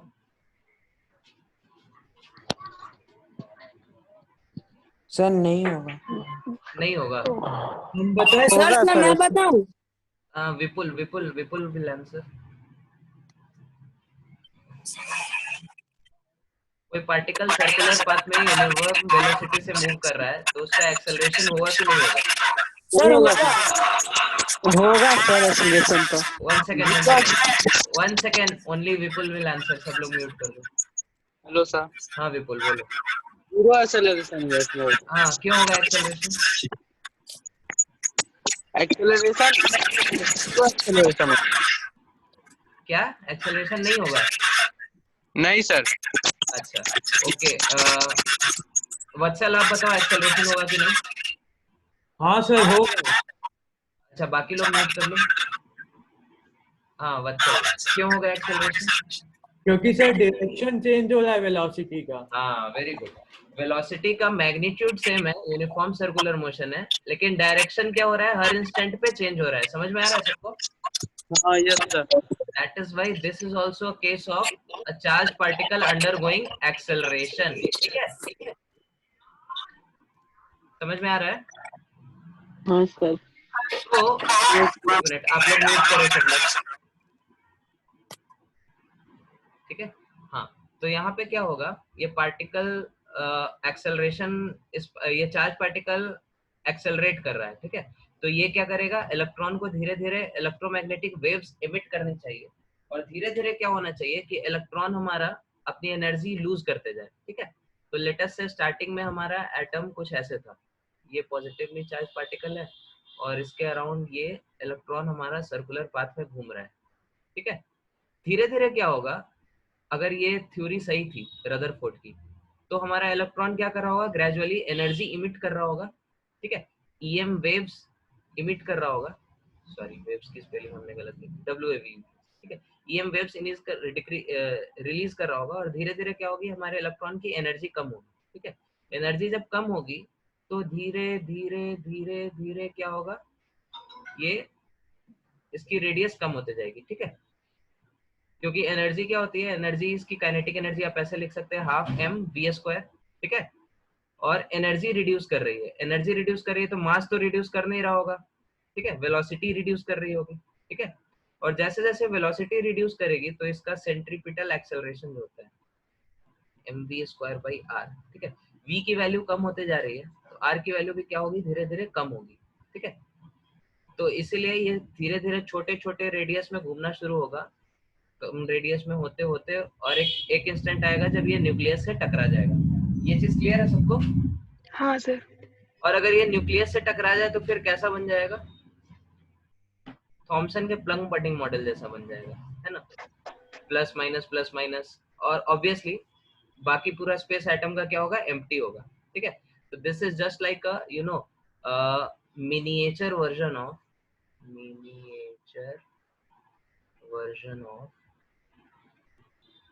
Thomson's plum budding model. समझ में आ रहा है सबको? Yes sir. हाँ, तो असल में ऐसा नहीं होता है, क्योंकि प्लम बडिंग मॉडल ऑलरेडी गलत प्रूव हो चुका है, और एटम हमको पता है कि वो स्टेबल एटम एग्जिस्ट करता है, ठीक है? इस तरह से इलेक्ट्रॉन गिर के उधर टकराता कुछ नहीं, ठीक है? तो इससे आपकी रदरफोर्ड की थ्योरी क्या हुई, गलत प्रूव हो गई। समझ में आया सबको? Yes sir. Yes sir. तो फिर हमारे अगले साइंटिस्ट आए, इसको नोट कर लो, फिर हम लोग आगे बढ़ते हैं।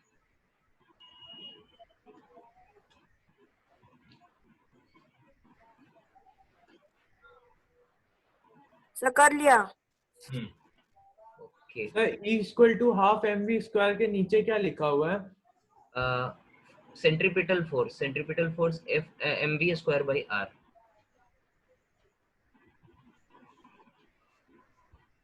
ठीक है सर। क्लियर है? आगे बढ़े? हाँ सर। हाँ सर। ओके, तो रदरफोर्ड्स मॉडल और अगला साइंटिस्ट जो आया बोर्स मॉडल, उसके बीच क्या हुआ, बहुत सारी डिस्कवरी चली, ठीक है? बहुत सारा रिसर्च साथ में चल रहा था, तो हम लोग पहले उसको देखते हैं ताकि समझ में आए कि फिर बोर को कैसे आइडिया मिला कि अपना मॉडल देने का, ठीक है? रदरफोर्ड को मॉडल को उसने कैसे इम्प्रूव किया, ठीक है? तो एक साइंटिस्ट थे, उनका नाम था मैक्स प्लैंक, ठीक है? तो मैक्स प्लैंक ने क्या दिया, इन्होंने एक क्वांटम थ्योरी दिया, क्वांटम थ्योरी, ठीक है? अब ये क्वांटम थ्योरी क्या कहता है, क्वांटम थ्योरी को अगर सिंपल लेमैन टर्म्स में हम लोग बोले तो ये बोलता है कि energy is composed of, energy is composed आप ऑफ, और एक बार रिपीट कर सकते हैं? कौन सा थ्योरी? Quantum theory. अच्छा मैक्स तो Planck. Energy is composed of small packets, ठीक है, स्मॉल पैकेट्स। अब इसका क्या मतलब है, energy is composed of small packets. आपको एक एग्जांपल के थ्रू हम समझाते हैं, ठीक है। लेट अस से यहाँ पे एक बंदूक रखा है, ठीक है, ठीक है, और ये बंदूक शुभंकर के हाथ में है और उसको किसी को देख के गुस्सा आया और इसने क्या किया, एक गोली फायर की, ठीक है, तो एक बुलेट इधर से निकला, ठीक है। तो हमारा जो एनर्जी होता है, तो this bullet can be considered just like a small packet, ठीक है, this is just like your small packet, ठीक है। तो इसने ऐसा ही बताया कि जितनी भी एनर्जी है वो जब ट्रेवल करती है तो वो स्मॉल पैकेट्स के फॉर्म में ट्रेवल करती है, ठीक है। जैसे एक बुलेट फायर किया, फिर दूसरा बुलेट फायर किया, फिर तीसरा बुलेट फायर किया, तो ये तीनों क्या है, स्मॉल पैकेट्स ऑफ एनर्जी। समझ में आ रहा है सबको? Yes sir. हाँ, और ये जो स्मॉल पैकेट्स थी इसी को इसी ने नाम दिया क्वांटा, ठीक है। तो हमारी सारी एनर्जी क्या होती है, छोटे छोटे स्मॉल पैकेट्स से बनी होती है, जिसको इसने नाम दिया क्वांटा, ठीक है। और यही एनर्जी अगर यहाँ पे हम लोग जनरल एनर्जी की जगह अगर लाइट एनर्जी की बात करें, लाइट एनर्जी, ठीक है, तो उसके लिए इस क्वांटा को उसने नाम दिया फोटॉन्स, ठीक है। तो लाइट एनर्जी किससे ट्रेवल करती है, फोटॉन्स के थ्रू ट्रेवल करती है, ठीक है। मतलब अगर आपको कुछ लाइट दिख रहा है, लेटर से यहाँ पे कुछ बल्ब है, ठीक है, बल्ब अगर जल रहा है तो असल में क्या हो रहा है, वहां पे कुछ कुछ फोटॉन्स हैं छोटे छोटे, जो क्या कर रहे हैं, असल में ट्रेवल कर रहे हैं, ठीक है। और उसके थ्रू हमारी क्या है, हमारा लाइट जो है एनर्जी ट्रेवल कर रहा है। समझ में आ रहा है? हेलो? हाँ सर। हाँ सर। Yes sir. तो उसने कुछ एक फॉर्मूला दिया उसके बाद, ठीक है। तो ये लाइट जो है वो साइमल्टेनियसली ये जो फोटोन है, this has both properties of matter and properties of wave, ठीक है। तो photon is both matter plus wave, ठीक है। इसको हम लोग बोलते हैं डुअल नेचर ऑफ पार्टिकल या फिर डुअल नेचर ऑफ मैटर, ठीक है। तो ऑलरेडी वर्ल्ड के दूसरे पार्ट में अलग अलग रिसर्च चल रहा था, तो उससे हम लोग को पता चला कि लाइट असल में क्या होता है, उसको ना तो हम लोग कंप्लीटली मैटर के बेसिस पे उसकी सारी प्रॉपर्टीज एक्सप्लेन, ना ही उसको वेव्स की बेसिस पे हम लोग सारी प्रॉपर्टीज एक्सप्लेन कर सकते हैं, ठीक है। तो लाइट की कुछ प्रॉपर्टीज है जो अगर हम ये मान लें, हेलो आप लोग म्यूट करो, हम लोग अगर ये मान लें, देखो आप लोग म्यूट करो नहीं तो मेरे को डिस्टर्ब हो रहेगा, ठीक है। तो कुछ कुछ प्रॉपर्टीज होती हैं वो लाइट के मैटर नेचर को जस्टिफाई करती है, ठीक है। जैसे हमारा रिफ्लेक्शन हुआ, ठीक है, तो हम लोग को पता है I is equal to R, law of reflection, ठीक है।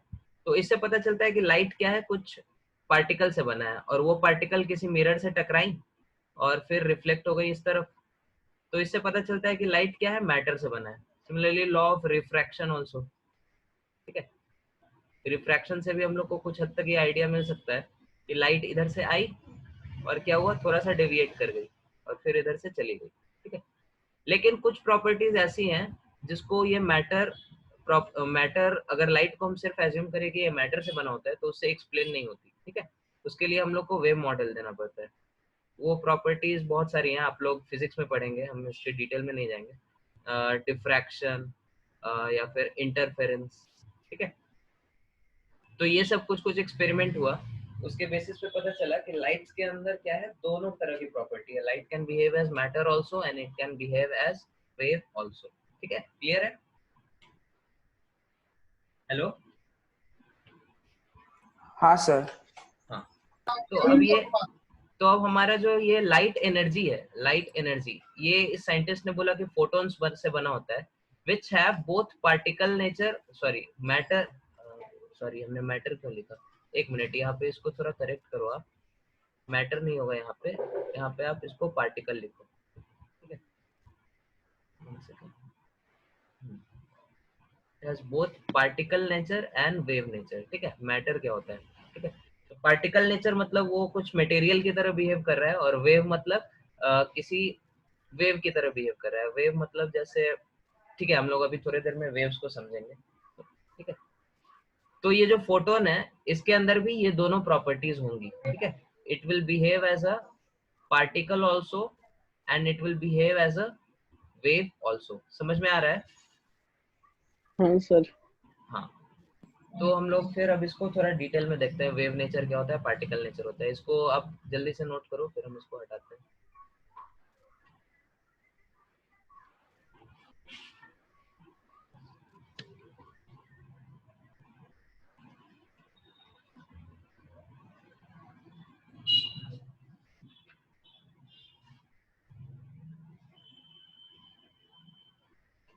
कर लिया नोट, मिटाएं इसको?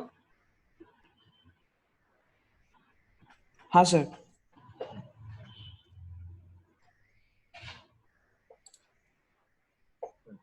ठीक है, तो हम लोग वेव को देखते हैं और पार्टिकल को देखते हैं। ठीक है, सबसे पहले वेव को समझते हैं, वेव असल में होता क्या है।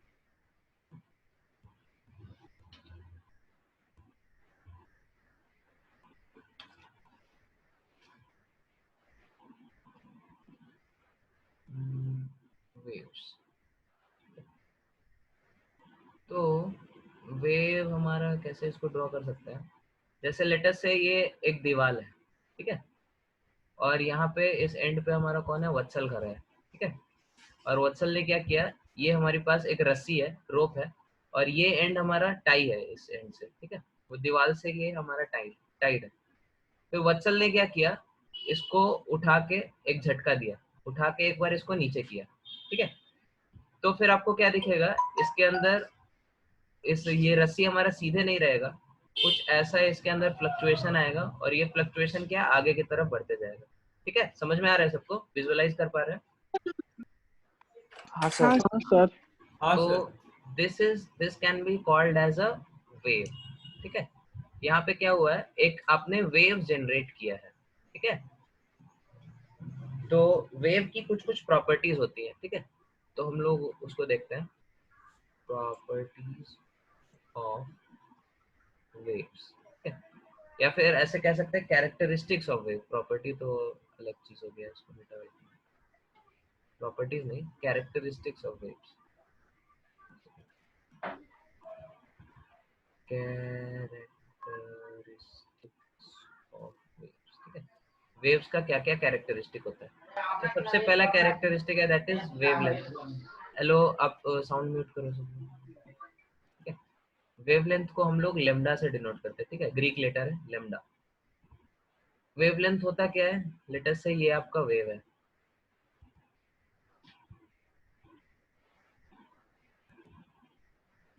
इस तरह से कुछ आपका वेव जा रहा है, ठीक है। हमने डायग्राम थोड़ा गंदा ड्रॉ हो गया है, लेकिन आप लोग ये समझ लो कि ये पूरा यूनिफॉर्म है, ठीक है, एक एंड जैसा है, बाकी सब वैसे ही, ठीक है।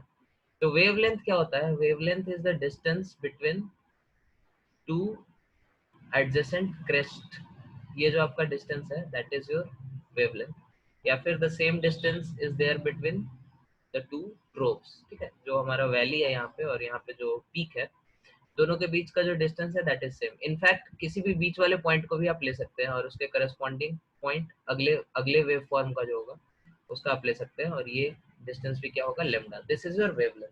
क्लियर है ये चीज? हाँ सर। हाँ sir. This is one property, one characteristic of wave, ठीक है। सेकेंड कैरेक्टरिस्टिक इज फ्रीक्वेंसी, ठीक है, वेव की क्या फ्रीक्वेंसी होती है। तो फ्रीक्वेंसी को हम लोग न्यू से डिनोट करते हैं, सॉरी हमने ऊपर न्यू के ऊपर बार लगा दिया, वो गलती से हुआ है, असल में इसका शेप ऐसे होता है न्यू, ठीक है, वी जैसा दिखता है देखने में, लेकिन असल में न्यू बोलते हैं उसको, ठीक है। उसका यूनिट हर्ट्ज होता है ना सर? हाँ, फ्रीक्वेंसी का यूनिट हर्ट्ज होता है, ठीक है। हाँ, लेंथ का यूनिट, वेवलेंथ का यूनिट क्या होना चाहिए, वेवलेंथ लेंथ है ना, किसी दो पॉइंट हाँ के बीच का सर, लेंथ है। मीटर। हाँ, ऐसा यूनिट इसका क्या होगा, मीटर, ठीक है। मीटर। लेकिन कॉमन लाइफ में हम लोग इस चैप्टर में जो वेव्स पढ़ेंगे वो जनरली मीटर में आपको नहीं देखने को मिलेगा, वो एंगस्ट्रॉम में होगा, ठीक है। तो 1 angstrom is equal to 10 to the power -10 metre, ठीक है, ये आप लोग याद रखिए, या फिर आपको नैनोमीटर में देखने को मिलेगा, तो 1 nanometre is equal to 10 to the power -9 metre, ठीक है। ये सब यूनिट्स याद रखते हैं, इस चैप्टर में बहुत सारे यूनिट्स वगैरह इंपॉर्टेंट है, जो स्टूडेंट्स गलती करते हैं आप लोग मत करिए, ठीक है। Okay sir. फिर आता है ये फ्रीक्वेंसी। अब ये फ्रीक्वेंसी क्या है, frequency is the number of waves produced per second. हाँ बोलो बोलो शुभंकर, कुछ डाउट है? नहीं सर, नहीं सर। ओके, तो फ्रीक्वेंसी हमारा क्या है? Frequency is the number of waves produced पर सेकंड। आप लोग म्यूट कर लो प्लीज। हाँ, तो जैसे ये हमारा यहाँ पे कौन था? वत्सल था। वत्सल इसको ऊपर नीचे कर रहा था, तो एक सेकंड में कितनी बार इसने ऊपर नीचे किया, ठीक है? That is your frequency. समझ में आ रहा है? हाँ, तो एक सेकंड में उसने कितने बार कितने वेव्स जनरेट किए, that is only your frequency. तो इसका यूनिट क्या होना चाहिए? ऐसा यूनिट, इसका यूनिट होना चाहिए, देखो सर हर्ट्ज। हर्ट्ज होगा। हर्ट्ज होता है, ठीक है, लेकिन ऐसा यूनिट इसका उसके टर्म्स में बताओ ना, जो 7 फंडामेंटल यूनिट्स होते हैं उसके टर्म्स। देखो यहाँ पे क्या, सेकंड नहीं, second inverse. Yes sir, second inverse. ठीक है, सेकंड इनवर्स मतलब, या फिर 1 सेकंड कह सकते हैं, ठीक है? और 1 सेकंड मतलब एक सेकंड में कितना जनरेट कर रहा है। नंबर ऑफ वेव्स का यूनिट क्या होगा? कुछ नहीं, है ना? जैसे नंबर ऑफ बनाना का यूनिट क्या है? कुछ नहीं। समझ में आ रहा है? हाँ सर। तो कुछ नहीं अपॉन सेकंड, तो इसलिए इसका डायमेंशन हो गया सेकंड इनवर्स। और सेकंड इनवर्स को हम लोग एक टर्म नाम दे देते हैं, दैट इज हर्ट्ज। ठीक है, समझ में आ रहा है? हाँ sir. 1 second inverse is equal to 1 hertz. Okay, so this is your frequency. ठीक है, अगला टर्म आता है फिर वेव से related, that is your speed of wave. Speed of wave, ठीक है? स्पीड ऑफ वेव को हम लोग v से डिनोट करते हैं, ठीक है? कंफ्यूज मत होना, यहाँ पे न्यू और v आप लोग आपस में देख लेना, समझ लेना कैसे इसको लिखना है, ठीक है? नहीं तो इसका उसमें उसका उसमें हो जाएगा, तो फिर आंसर गलत आ जाएगा, ठीक है? अच्छा, स्पीड का यूनिट क्या होता है? Metre per second. Metre per second, ठीक है? तो डायमेंशनली इसका फॉर्मूला हम लोग वेवलेंथ और फ्रीक्वेंसी के टर्म्स में निकाल सकते हैं। तो speed is nothing but lambda into frequency, lambda into mu, ठीक है? समझ में आ रहा है? क्योंकि लेमडा का यूनिट क्या होगा हमारा? मीटर, मीटर है ना? और म्यू का यूनिट क्या होगा? पर सेकंड। पर सेकंड। तो this is your speed of wave. और लेमडा और म्यू आपको पता है वेवलेंथ और फ्रीक्वेंसी है, ठीक है? क्लियर है? हाँ सर। एक और चीज, अरे यार, यहाँ पे अगर हमारा ये वेव अगर लाइट हो, ठीक है, तो लाइट के लिए हमारा स्पीड क्या होता है? 3 × 10 to the power 8 metre per second, ठीक है? तो उसको हम लोग c से डिनोट करते हैं जनरली, आप लोगों ने देखा होगा बचपन में, है ना? स्पीड ऑफ लाइट को हम लोग c से डिनोट करते हैं, E = mc² सुना होगा आप लोगों ने, है ना? हाँ सर। तो वहाँ पे c क्या होता है? Speed of light. Speed of light. Clear है? आगे बढ़े? हाँ sir. Yes sir. Fourth characteristic of wave, that is your wave, sorry गड़बड़ लिख दिया हमने,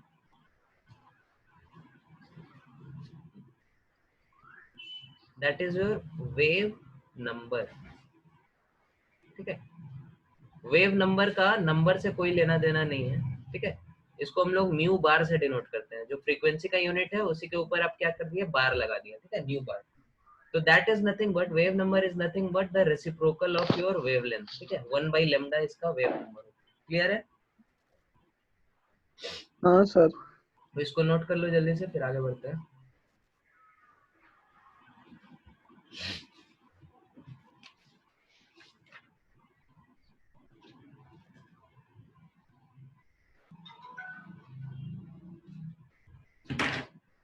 यस सर, कर लिया? हो गया सर। ओके, तो ये सब हम लोग जनरल टर्म सीखे वेव्स के बारे में। अब हम लोग प्लैंक के थ्योरी पे आते हैं, ठीक है? हम लोग मैक्स प्लैंक का थ्योरी पढ़ रहे थे ना? हाँ सर। तो कहाँ तक पढ़ा था इसने कि हम जो फोटोन होता है उसके अंदर क्या होता है? बहुत पार्टिकल की तरह भी बिहेव करता है ये, और क्या ये हमारा वेव की तरह भी। वेव की तरह भी पड़ता है। तो इसने थ्योरी दिया कि ये जो फोटोन की एनर्जी होती है, ठीक है? तो energy of a photon energy of a photon, ठीक है। वो क्या होती है, किसके प्रोपोर्शनल होती है, उसकी फ्रीक्वेंसी के, ठीक है। यहाँ पे ये चीज आपका क्या है, this is your frequency. Energy of a photon is proportional to frequency. समझ में आ रहा है? हाँ सर। हाँ, तो अब प्रोपोर्शनलिटी जब हटाएंगे तो यहाँ पे कांस्टेंट आएगा, ठीक है। उस कांस्टेंट को हम लोग क्या बोलेंगे, प्लैंक्स कांस्टेंट, ठीक है। क्योंकि प्लैंक ने ये चीज डिस्कवरी किया है तो अपने नाम पे रखेगा, है ना। जैसे मायावती अपना बिल्डिंग बनवाती है, अपना पुतला बनवाती है, लाइक दिस। तो इसने क्या किया, अपने नाम पे कांस्टेंट रख लिया h, और इसको हम लोग h को क्या बोलते हैं, दैट इज प्लैंक्स कांस्टेंट। समझ में आ रहा है? हाँ सर। और इस प्लैंक्स हाँ, सर। कांस्टेंट की वैल्यू होती है, इस h की वैल्यू होती है that is 6.6 into 10 to the power minus 34 joule second, ठीक है। इसका यूनिट कैसे है, जूल सेकेंड, आप समझ सकते हैं। फ्रीक्वेंसी की यूनिट क्या होगी, सेकेंड इनवर्स या फिर हर्ट्ज, ठीक है। हाँ सर। और एनर्जी की ऐसा यूनिट क्या होनी है, जूल, है ना। तो हाँ इसकी सर। यूनिट क्या होगी, जूल सेकेंड। तो सेकेंड इंटू सेकेंड इनवर्स करके जूल हो जाएगा। समझ में आ रहा है? हाँ sir. This is your energy of a Yes, sir. Photon, ठीक है। और इन अदर वर्ड्स, अगर इस इक्वेशन को आप थोड़ा दिमाग लगा के सिंप्लीफाई करें, ठीक है, E is equal to H mu.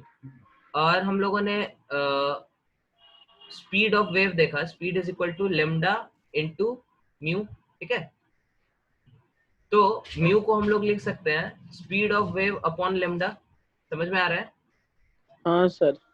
और अगर यहाँ पे हम फोटोन यूज कर रहे हैं तो फोटोन मतलब स्पीड ऑफ वेव क्या हो जाएगा, speed of light, that is C, ठीक है।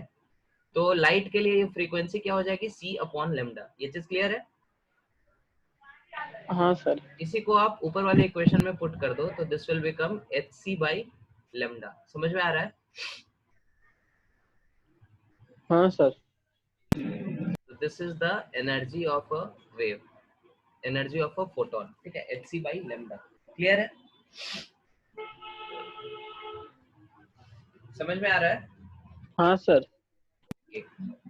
तो हम एक क्वेश्चन दे रहे हैं, आप उसका आंसर हमको बताओ।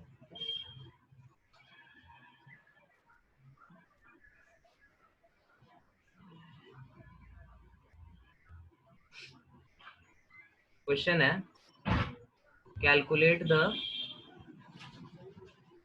Energy of a photon of lambda is equal to 3100 angstrom, ठीक है।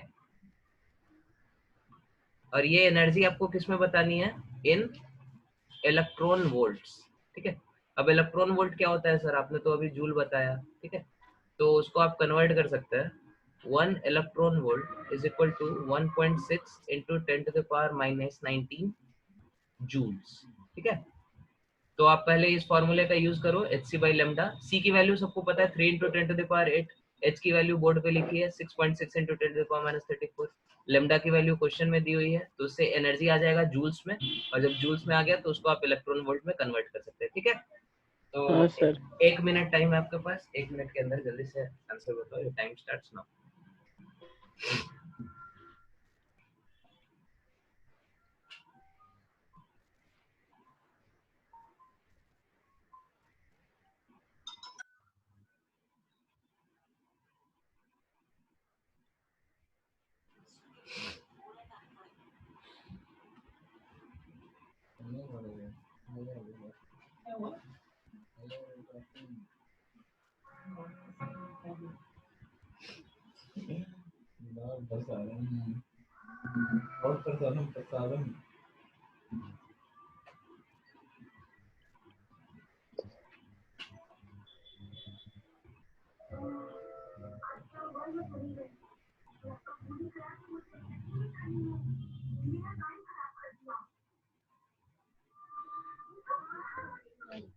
पीछे कार्टून कौन देख रहा है, म्यूट करो। ये कोई उम्र है आपका डोरेमोन शिनचैन देखने में? मैं सर दूसरा रूम में देख रहा है सर, आ जा रहा है। अच्छा ठीक है।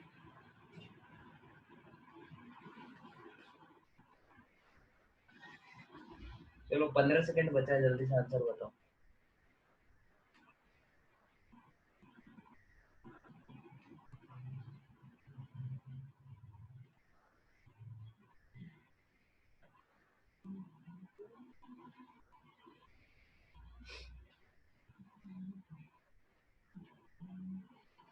आया किसी का कुछ आंसर?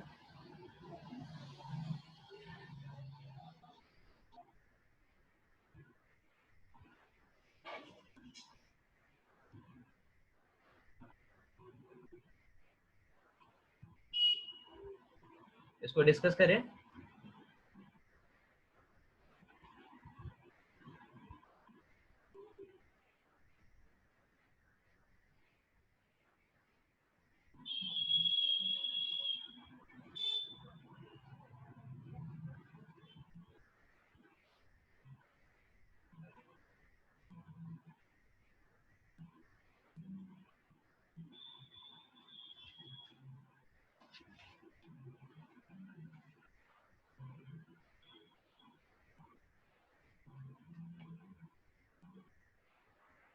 हेलो, इसको डिस्कस करें। आंसर आया किसी का? सर कर रहे हैं सर, रुकिए ना।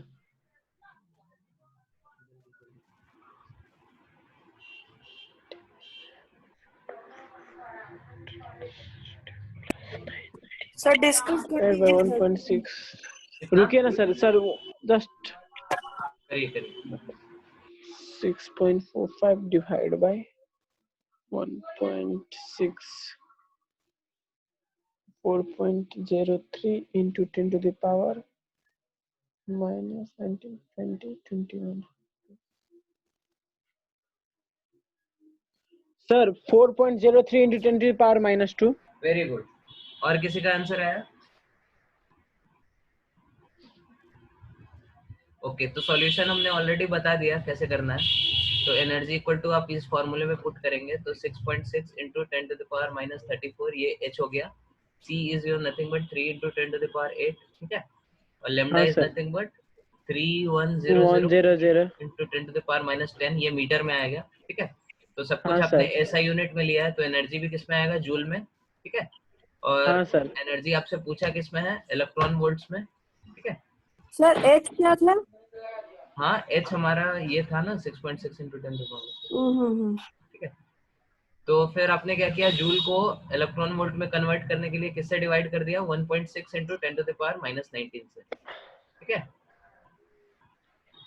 तो ये सब काट माट के इसकी वैल्यू लगभग 4.03 इलेक्ट्रॉन वोल्ट आ गई है, ठीक है। Yes sir. सर सी मतलब तो लाइट का स्पीड ना? हाँ, 3 into 10 to the power 8 sir. और एच का मतलब प्लैंक काउंट, प्लैंक्स कांस्टेंट। हाँ प्लैंक्स कांस्टेंट, हाँ ठीक है। Yes sir. ओके, तो ये हुआ नॉर्मल तरीका, ठीक है। नॉर्मल स्टूडेंट्स इसको ऐसे करते हैं, ठीक है। हाँ सर। लेकिन कुछ स्टूडेंट्स होते हैं जिन हेलो, हाँ बोलो वत्सल। सर नीचे 10 पे पावर -10 से मल्टीप्लाई क्यों किए? 10 to the power -10 से, क्योंकि यहाँ पे एंगस्ट्रॉम है, ठीक है। और हमको उसको मीटर में कन्वर्ट करना होगा, समझ में आ रहा है? हाँ सर। तो 3100 into 10 to the power -10 ये मीटर हो जाएगा, ठीक है। Yes sir. क्लियर है? ओके। तो ये हुआ नॉर्मल तरीका इसको करने का, ठीक है। लेकिन कुछ स्टूडेंट होते हैं वो क्या, उनको हम लोग लेजेंड बोलते हैं, ठीक है। तो लेजेंड लोगों का चीजों को सॉल्व करने का अलग स्टाइल होता है, ठीक है। तो वो क्या करते हैं, इस चीज में आप इस इक्वेशन को ध्यान से देखो, ठीक है। ये जो हम लोगों ने इक्वेशन डिराइव किया 6.6 into 10 to the power -34 into 3 ब्ला ब्ला ब्ला ब्ला ब्ला, ठीक है। तो इतना बड़ा जो इक्वेशन है, इसमें अधिकतर चीज क्या है, जो हर गैसेस के लिए क्या होगा, हर एक लेमडा के लिए सेम होगा, ठीक है। एच की वैल्यू सबके लिए सेम होगी, ठीक है। Hello, yes sir. फिर ये सी की वैल्यू सबके लिए सेम होगी। यहाँ पे लाइट का कुछ भी wavelength low, speed of light तो यही रहेगा, है ना? हाँ सर। हाँ सर। ये 1.6 into 10 to the power -19 भी सबके लिए सेम रहने वाला है। हाँ सर। और ये जो हमने मीटर को एंगस्ट्रॉम को मीटर में कन्वर्ट करने के लिए 10⁻⁻10 यूज किया, ये भी सबके लिए सेम रहने वाला है ना? हाँ सर। तो इन सब को आप एक जगह नोट कर लो, ठीक है? इस चीज की वैल्यू आप निकाल लो, ठीक है? तो इस चीज की वैल्यू जो हमने बक्से में ऑरेंज कलर के बक्से में डिनोट किया है, इसकी वैल्यू आती है 12400, ठीक है? अप्रोक्सीमेटली ऑब्वियसली 1400, समझ में आ रहा है? 12400, ठीक है? हाँ सर। और ये चीज आपका क्या होगा, यहाँ पे कुछ भी वेवलेंथ ले लो, ये चीज हमारा हमेशा यही रहेगा, 12400 ही आएगा, ठीक है? क्योंकि h की वैल्यू हमेशा यही रहने वाली है, c हमेशा यही रहने वाला है, और ये 1.6 और ये 10 सब वही रहने वाला है, ठीक है? बस वेरी क्या करेगा, ये लेमडा का वैल्यू। तो ये कांस्टेंट आप याद रख लो, ठीक है? 12400। तो अगर किसी बच्चे ने ये कांस्टेंट बस याद रखा है, तो एक लाइन में डायरेक्टली आंसर लिख सकते हैं, equal to 12400 upon 3100, that is 4। समझ में आया? यस हाँ सर। सर। हाँ। अभी जो हमने आपको ट्रिक बताया, ये फिजिकल केमिस्ट्री में आप बहुत जगह लगा सकते हैं, ठीक है? तो इससे आपका एग्जाम में स्पेशली जब आप एमसीक्यू वगैरह देखेंगे, जेई मेंस में, जेई एडवांस में, नीट के एग्जाम में, ठीक है? तो वहां पे क्या होता है, क्वेश्चंस बहुत ज्यादा डिफिकल्ट नहीं रहता है, लेकिन सब स्टूडेंट्स अलग अलग ट्रिक यूज करके क्या करते हैं, एग्जाम में अपना टाइम बचाते हैं, है ना? तो इस तरह का ट्रिक्स आप घर पे भी डिवाइस कर सकते हैं, कुछ कुछ इस तरह का कांस्टेंट मेमोराइज कर सकते हैं, जिससे आपका एग्जाम में क्या हो, टाइम बचेगा, है ना? तो अगर ये चीज आपको पता होता तो आप डायरेक्ट 1 सेकंड भी नहीं लगा इसको डिवाइड करने में, है ना? डायरेक्ट आपका आंसर आ गया एक लाइन के अंदर, ठीक है? So this is a very important trick which you should remember, ठीक है?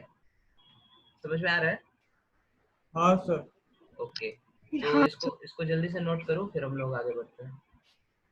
ये वैल्यू याद रखना 12400, ठीक है? इससे बहुत टाइम लगता है एग्जाम में। और एक और चीज, ये जो कांस्टेंट है 12400, इसको अपने स्कूल के एग्जाम में मत यूज करना, ठीक है? तो स्कूल के एग्जाम में सर पूछेंगे ये कौन सा कांस्टेंट है 12400, है ना? तो स्कूल के एग्जाम में जैसे HC ये 6.6 और 3 × 10⁸ ऐसे करके सॉल्व करना। क्लियर है सबको? Yes sir. ओके, तो इसको नोट कर लिए, आगे बढ़े? हाँ सर।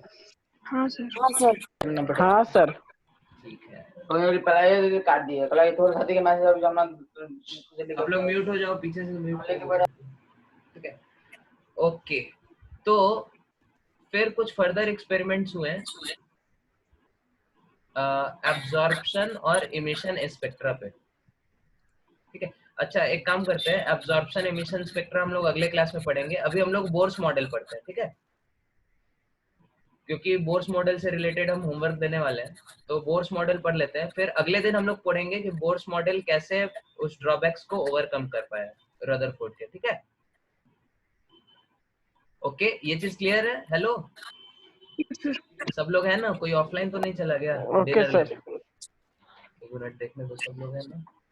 नंदिनी, रितिशा, रिजू, अच्छा ओके, चलो तो हम लोग बोर्स मॉडल ऑफ एटम पढ़ते हैं, ठीक है? तो बोर्स मॉडल ऑफ एटम में सबसे पहले उन्होंने बोर ने क्या किया, कुछ कुछ एजम्पशंस लिए, ठीक है? देखो ये बोर्स मॉडल जो है, this is the most important, in fact mostest importantest, ठीक है? इस चैप्टर का क्या है, सबसे ज्यादा इम्पोर्टेंट कंपोनेंट है, ठीक है? लाइक तो ये डिस्कशन अभी बहुत ध्यान से सुनो आप लोग, और म्यूट करके सुनो, ठीक है? ओके।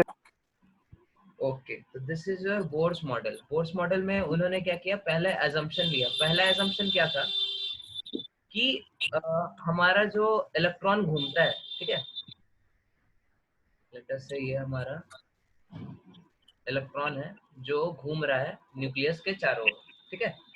तो उसने ऐसा किया कि यहाँ पे इस पे जो फोर्स लगेगा, ठीक है, कोई भी दो चार्ज पार्टिकल्स अगर हो, यहाँ पे लेट अस से +Q चार्ज है और -Q चार्ज है, तो दोनों क्या करेगा, एक दूसरे को अट्रैक्ट करेगा, है ना?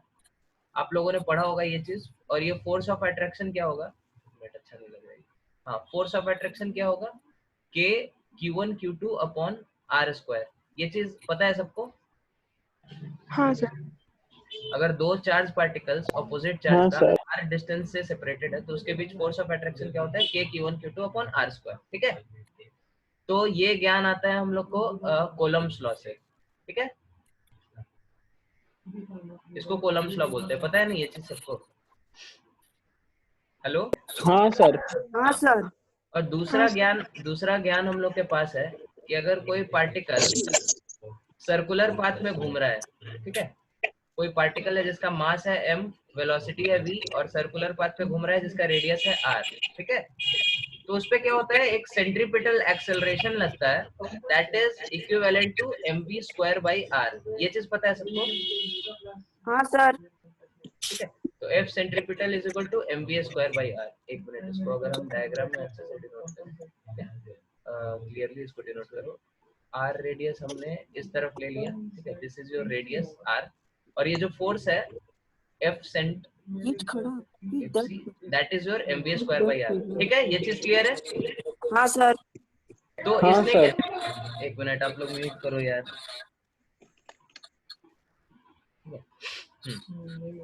तो हमारे बोर ने क्या किया, इसे दो चीज को रिलेट कर लिया, पहला ये कोलम्स फोर्स ऑफ अट्रैक्शन और ये सेंट्रीपिटल फोर्स ऑफ अट्रैक्शन, इन दोनों को क्या किया, आपस में रिलेट कर लिया। तो अच्छा एक चीज बताओ, एटम का अगर एटॉमिक नंबर Z है, ठीक है, तो उसके न्यूक्लियस पे चार्ज कितना होगा, पॉजिटिव चार्ज?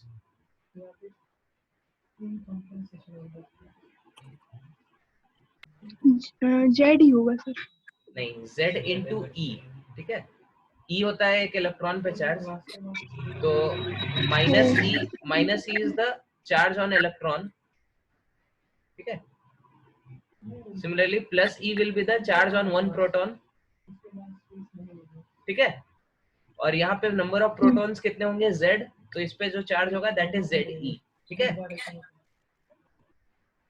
और अगेन इस दोनों के बीच का डिस्टेंस अगर r है, तो इस दोनों के बीच जो फोर्स ऑफ अट्रैक्शन होगा that will B, that force of attraction will be k into q1। q1 क्या है हमारा, positive charge, that is Z into E, ठीक है, into q2। q2 क्या है हमारा, charge on electron, that is E upon r square. ये चीज क्लियर है सबको? हाँ सर। हाँ, and also this will be equal to the centripetal force, that is equal to mv square upon r। ये चीज क्लियर है सबको? हाँ सर। तो ये इलेक्ट्रॉन हमारा घूम रहा है जिसकी एक सर्कल में, जिसकी रेडियस है r और इसकी क्या है, वेलोसिटी है v, ठीक है, और इसका इलेक्ट्रॉन का मास है m, ठीक है, तो ये दोनों इक्वेशन हमारा वैलिड होगा, मानते हो कि नहीं? हाँ सर। हाँ, तो इस दोनों को इसने क्या किया, आपस में रिलेट कर लिया, ठीक है, तो यहाँ से इक्वेशन हमारे पास एक आ गया, mv square by r is equal to k into Z into E square upon r square. समझ में आया? Hello sir. 1 सेकेंड, एक मिनट। सर। सर।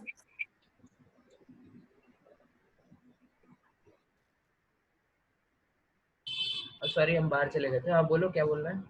सर और एक बार थोड़ा रिपीट कर सकते हैं, थोड़ा स्टार्टिंग से। हाँ देखो, कोई दो जो चार्ज पार्टिकल्स होंगे, प्लस क्यू और माइनस क्यू, ठीक है, उसके बीच force of attraction Coulomb's law से पता है k q1 q2 upon r square, ठीक है, यस सर। और सर्कल में अगर कोई पार्टिकल घूम रहा है जिसका मास m है, वेलोसिटी v है, r है, तो सेंट्रीपिटल फोर्स होता है mv स्क्वायर बाई r। ये चीज क्लियर है?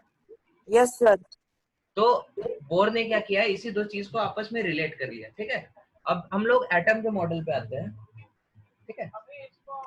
एटम के मॉडल पे क्या है, हमारे पास पॉजिटिव चार्ज है न्यूक्लियस पे, ठीक है, हेलो समझ में आ रहा है? न्यूक्लियस पे पॉजिटिव चार्ज है, पॉजिटिव चार्ज की वैल्यू कितनी होगी, प्लस Z इंटू E, ठीक है, यस सर। Z हो गया नंबर ऑफ प्रोटॉन और E हो गया क्या, हमारे एक प्रोटॉन के ऊपर चार्ज, तो Z इंटू E चार्ज हो गया हमारा, और इलेक्ट्रॉन के ऊपर चार्ज कितना है, E, ठीक है। Yes sir. तो उसके भी जो फोर्स ऑफ अट्रैक्शन होगा that will B k into ZE into E upon r square, k q1 q2 upon r square से, ठीक है। हाँ sir. And second thing is centripetal, जो mv स्क्वायर बाई r होगा, ठीक है। k क्या है सर? k हमारा कांस्टेंट होता है, कूलम्स कांस्टेंट, k की वैल्यू होती है 9 into 10 to the power 9, like this. Clear है? Yes sir.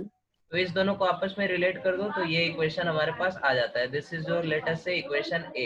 ठीक है, आप लोग तो म्यूट यहाँ कर पे लो। के क्या डिनोट करता है? के हमारा कांस्टेंट होता है, ये जो कूलम्ब्स लॉ का कांस्टेंट है ना। अच्छा, ठीक है, और जेड चार्ज, जेड हमारा Z mass number, yes sir. Sorry atomic number, not mass number. Number of proton हमारा एटॉमिक नंबर होता है ना। Yes sir. तो this was the first assumption। Second assumption हमारा क्या था? सेकंड assumption ये था कि हमारा जो एंगुलर मोमेंटम ऑफ इलेक्ट्रॉन है, हम एंगुलर मोमेंटम अभी समझाएंगे। Angular momentum of electron is quantized. Harsh आप म्यूट कर लो, आपका पीछे से आवाज आ रहा है। ठीक है, angular momentum of electron is quantized. अब इसका क्या मतलब है, angular momentum of electron is quantized. ठीक है, तो आप लोग इसके बारे में फिजिक्स में पढ़ेंगे जब आप रोटेशन चैप्टर पढ़ेंगे। ठीक है, अभी के लिए बस आप ये एक्सप्रेशन याद कर सकते हैं कि कोई पार्टिकल अगर, जैसे इधर हमने डिनोट किया, कोई पार्टिकल अगर सर्कल में घूम रहा है जिसकी रेडियस r है, तो उसका फोर्स सेंट्रीपिटल हमने देख लिया mv²/r। उसका जो एंगुलर मोमेंटम होता है, ठीक है, हम am से डिनोट कर रहे हैं, that is m into v into r। ठीक है, यस सर। अभी बस आप ये एक्सप्रेशन याद कर लो, एंगुलर मोमेंटम किसी पार्टिकल का जो सर्कल में मूव कर रहा है इन radius r with velocity v is mvr। ठीक है, यस सर। तो इस क्वांटाइज्ड का मतलब क्या है? जैसे charge is quantized, charge is quantized का मतलब क्या है? neither created nor destroyed। नहीं, चार्ज मतलब हाँ, चार्ज इज क्वांटाइज्ड का मतलब ये है कि चार्ज जब भी होगा तो किसी पार्टिकुलर वैल्यू के इंटीग्रल मल्टीपल में होगा। ठीक है, समझ में आ रहा है सबको ये चार्ज इज क्वांटाइज्ड? ये स्टेटमेंट आप लोगों ने पढ़ा है पहले, चार्ज इज क्वांटाइज्ड? नहीं सर। नहीं सर। ओके, तो हम लोग इसका मतलब समझते हैं। चार्ज इज क्वांटाइज्ड मतलब किसी भी ऑब्जेक्ट पे जब चार्ज हो, ठीक है, तो वो हमेशा इंटीग्रल मल्टीपल होगा चार्ज ऑन एन इलेक्ट्रॉन का। ठीक है, so this is the meaning of your statement that charge is quantized. यहाँ पे इलेक्ट्रॉन के ऊपर जो चार्ज है उसका ये क्या होगा, इंटीग्रल मल्टीपल होगा। n should be N integer. ठीक है, हर्ष आप म्यूट करो। ठीक है, तो n हमेशा यहाँ पे क्या होगा, integer. That is the meaning of charge is quantized. समझ में आ रहा है? हेलो, हाँ sir. Similarly angular momentum of electron is quantized. इसका मतलब जो एंगुलर मोमेंटम है इलेक्ट्रॉन का, that must be some integral multiple of something. और ये जो समथिंग है हमारा, इसकी वैल्यू आती है h/2π। ठीक है, h हमारा वही प्लैंक्स कांस्टेंट वाला है। ठीक है, ये चीज क्लियर है सबको? सर ये बस पॉजिटिव चार्ज के लिए होता है? नहीं, नेगेटिव चार्ज के लिए भी n can be integer also ना, क्योंकि चार्ज ऑन इलेक्ट्रॉन हम लोग नेगेटिव मानते हैं, तो पॉजिटिव के लिए ये क्या नेगेटिव हो जाएगा। ठीक है, समझ में आ रहा है? तो सर आप प्लस क्यू क्यों लिखे? वैसे ही हमने लिख दिया, -q आपको लिखना है, माइनस भी लिख सकते हैं। ठीक है, समझ में आ रहा है? हाँ सर। हाँ, तो हाँ angular sir. Momentum is quantized का मतलब क्या है, angular momentum is also an integral multiple of this number h/2π। ठीक है, तो this was the second assumption of bore. समझ में आया ये चीज? हाँ सर। Okay. तो फिर हम लोग आगे बढ़ते हैं, इसको जल्दी से नोट करो, अभी हम लोग डिस्कशन कंक्लूड करेंगे 5 मिनट। सर वो के का वैल्यू सेंटीमीटर में है क्या? नहीं, सेंटीमीटर नहीं है ये, इसका यूनिट क्या होना चाहिए?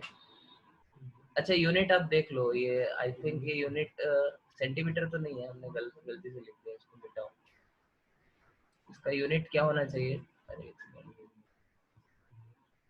अरे 9 × 10⁻9 है, और इसका यूनिट क्या होना चाहिए? देखो, इसका यूनिट होना चाहिए न्यूटन, इसका यूनिट क्या है, मीटर स्क्वायर, इसका यूनिट क्या होगा, कूलम्ब, इसका यूनिट क्या होगा, कूलम्ब। ठीक है, तो के का यूनिट क्या होना चाहिए, न्यूटन इंटू मीटर स्क्वायर पर कूलम्ब स्क्वायर। ठीक है, this is the unit of your के। ठीक है,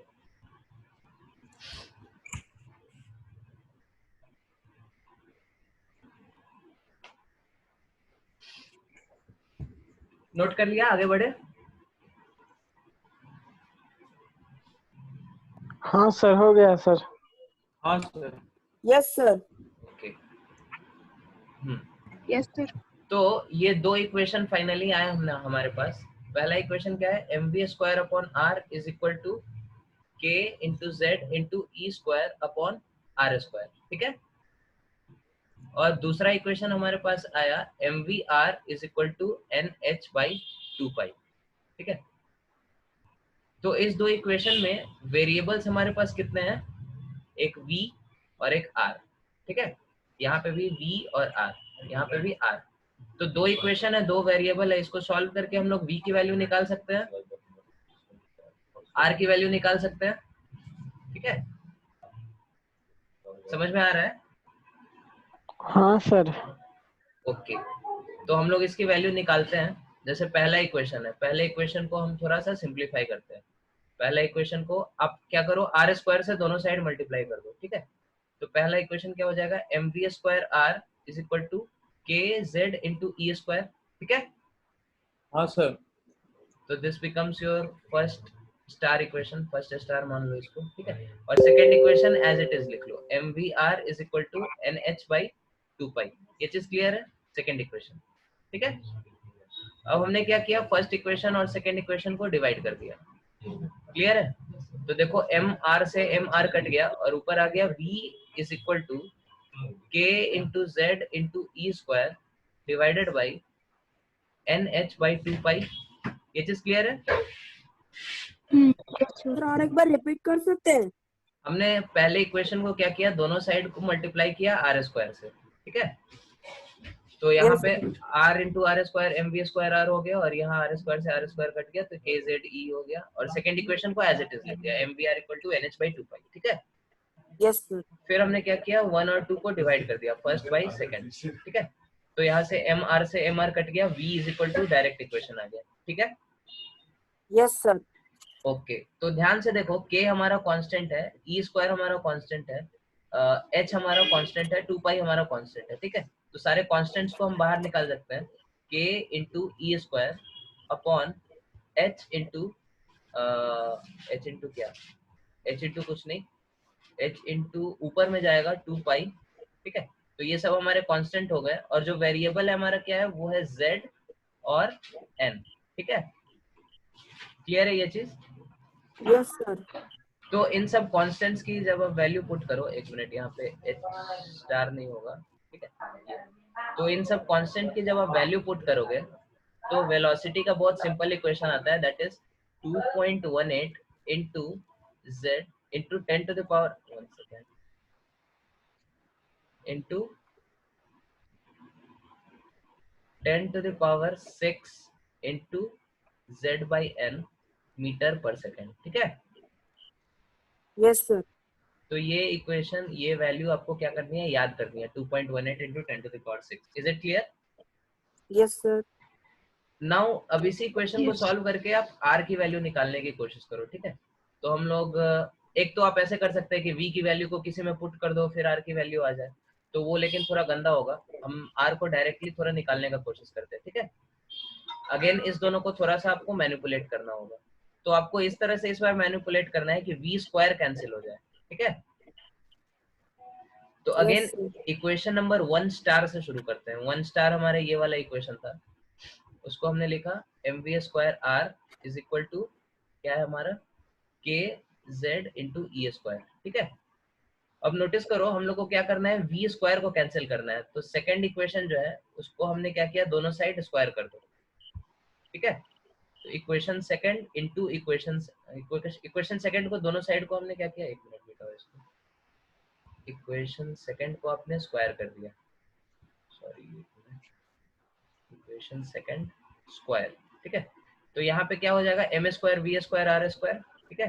M square V square R square is equal to, यहाँ पे क्या हो जाएगा, N square H square upon 4 pi square, ठीक है। ये चीज क्लियर है? Yes sir. लेट अस से इस इक्वेशन को हमने 2 स्टार बोल दिया, और ये इक्वेशन हमारा कौन सा है, 1 स्टार, ठीक है। अब आप दोनों को डिवाइड करो तो वी स्क्वायर से वी स्क्वायर कट जाएगा, ठीक है। अब आपने क्या किया, 2 स्टार डिवाइडेड बाई 1 स्टार, इन दोनों इक्वेशन को डिवाइड कर दिया, ठीक है। तो एलएचएस में क्या बचेगा, LHS में m स्क्वायर से m कटेगा तो एक m बचेगा, v स्क्वायर से v स्क्वायर कट गया और r स्क्वायर से r कटेगा तो m इंटू r बचेगा, ठीक है। Yes sir. और RHS में क्या बचेगा, n square into h square upon 4 pi square into 1 by k z into e square, ठीक है। Yes sir. देखो कैलकुलेशन में कुछ मिस्टेक हो तो आप लोग पॉइंट करना, ठीक है। अब देखो यहाँ पे क्या है, h स्क्वायर क्या होगा, कांस्टेंट होगा, ठीक है। 4 पाई स्क्वायर क्या है, हमारा कांस्टेंट है, k की वैल्यू हमारी कांस्टेंट है, e स्क्वायर की वैल्यू हमारी कांस्टेंट है, ठीक है। तो वेरिएबल क्या है, n और z। तो ये सारे कांस्टेंट को हम एक तरफ कर सकते हैं जो भी हमने सर्कल से ड्रॉ किया है, और बाहर क्या निकल जाएगा, n square upon z। Is it clear? Yes sir. और ये हमारा अगर सब ऐसा यूनिट में लेंगे तो ये मीटर में आएगा, ठीक है। तो इसको हम लोग मीटर से फिर एंगस्ट्रॉम में कन्वर्ट कर सकते हैं। मीटर से एंगस्ट्रॉम में कन्वर्ट करने के लिए क्या करना होगा, 10 to the power minus 10 से मल्टीप्लाई करना होगा, यस सर। ठीक है। This much angstrom should be our answer, ठीक है। तो Yes, इसकी जो वैल्यू होती है, रेडियस की वैल्यू, ओके 1 सेकेंड, एक और चीज हमने मिस कर दिया, यहाँ पे m भी कांस्टेंट है, ठीक है। तो m हम इस साइड ले आएंगे तो r की वैल्यू हमारी आ जाएगी, ठीक है। तो r की वैल्यू, m भी हमारा कांस्टेंट है ना, मास ऑफ इलेक्ट्रॉन तो हर एक रेडियस पे सेम ही होगा, इलेक्ट्रॉन तो इलेक्ट्रॉन है ना। Yes sir. तो उसको भी हम लोग कांस्टेंट में ला सकते हैं। तो r की वैल्यू एंगस्ट्रॉम में हमारी आ जाती है 0.53 into n square upon z angstrom, ठीक है। तो ये वैल्यू भी आपको क्या करनी है, मेमोराइज करनी है, ठीक है। v की वैल्यू आपको मेमोराइज करनी है, r की वैल्यू मेमोराइज करनी है, ठीक है। ठीक है सर। ओके, इसको नोट कर लो, फिर हम लोग आगे बढ़ते हैं।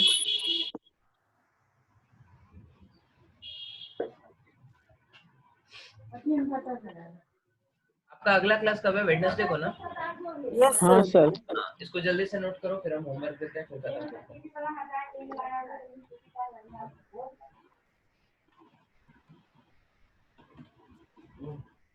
You have said the wrong.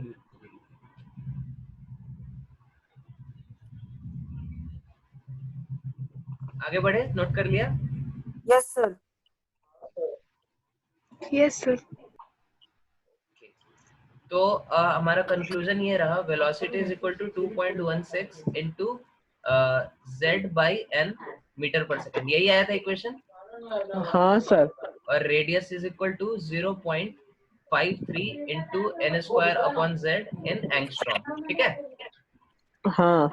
Okay, तो इन दोनों डेटा के बेसिस पे आप बहुत कुछ कैलकुलेट कर सकते हैं, ठीक है। जैसे सेंट्रीपिटल एक्सेलरेशन जो है हमारा, ठीक है, सेंट्रीपिटल एक्सेलरेशन क्या होगा, mv स्क्वायर अपॉन r। अरे यार आप लोग म्यूट करो,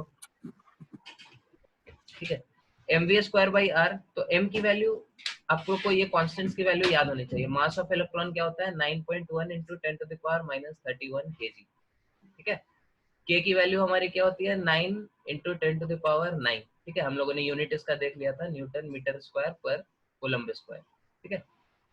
और उसके अलावा कौन सा कांस्टेंट आया था, हाँ, चार्ज ऑन इलेक्ट्रॉन क्या होता है, 1.6 into 10 to the power minus 19 coulomb, ठीक है।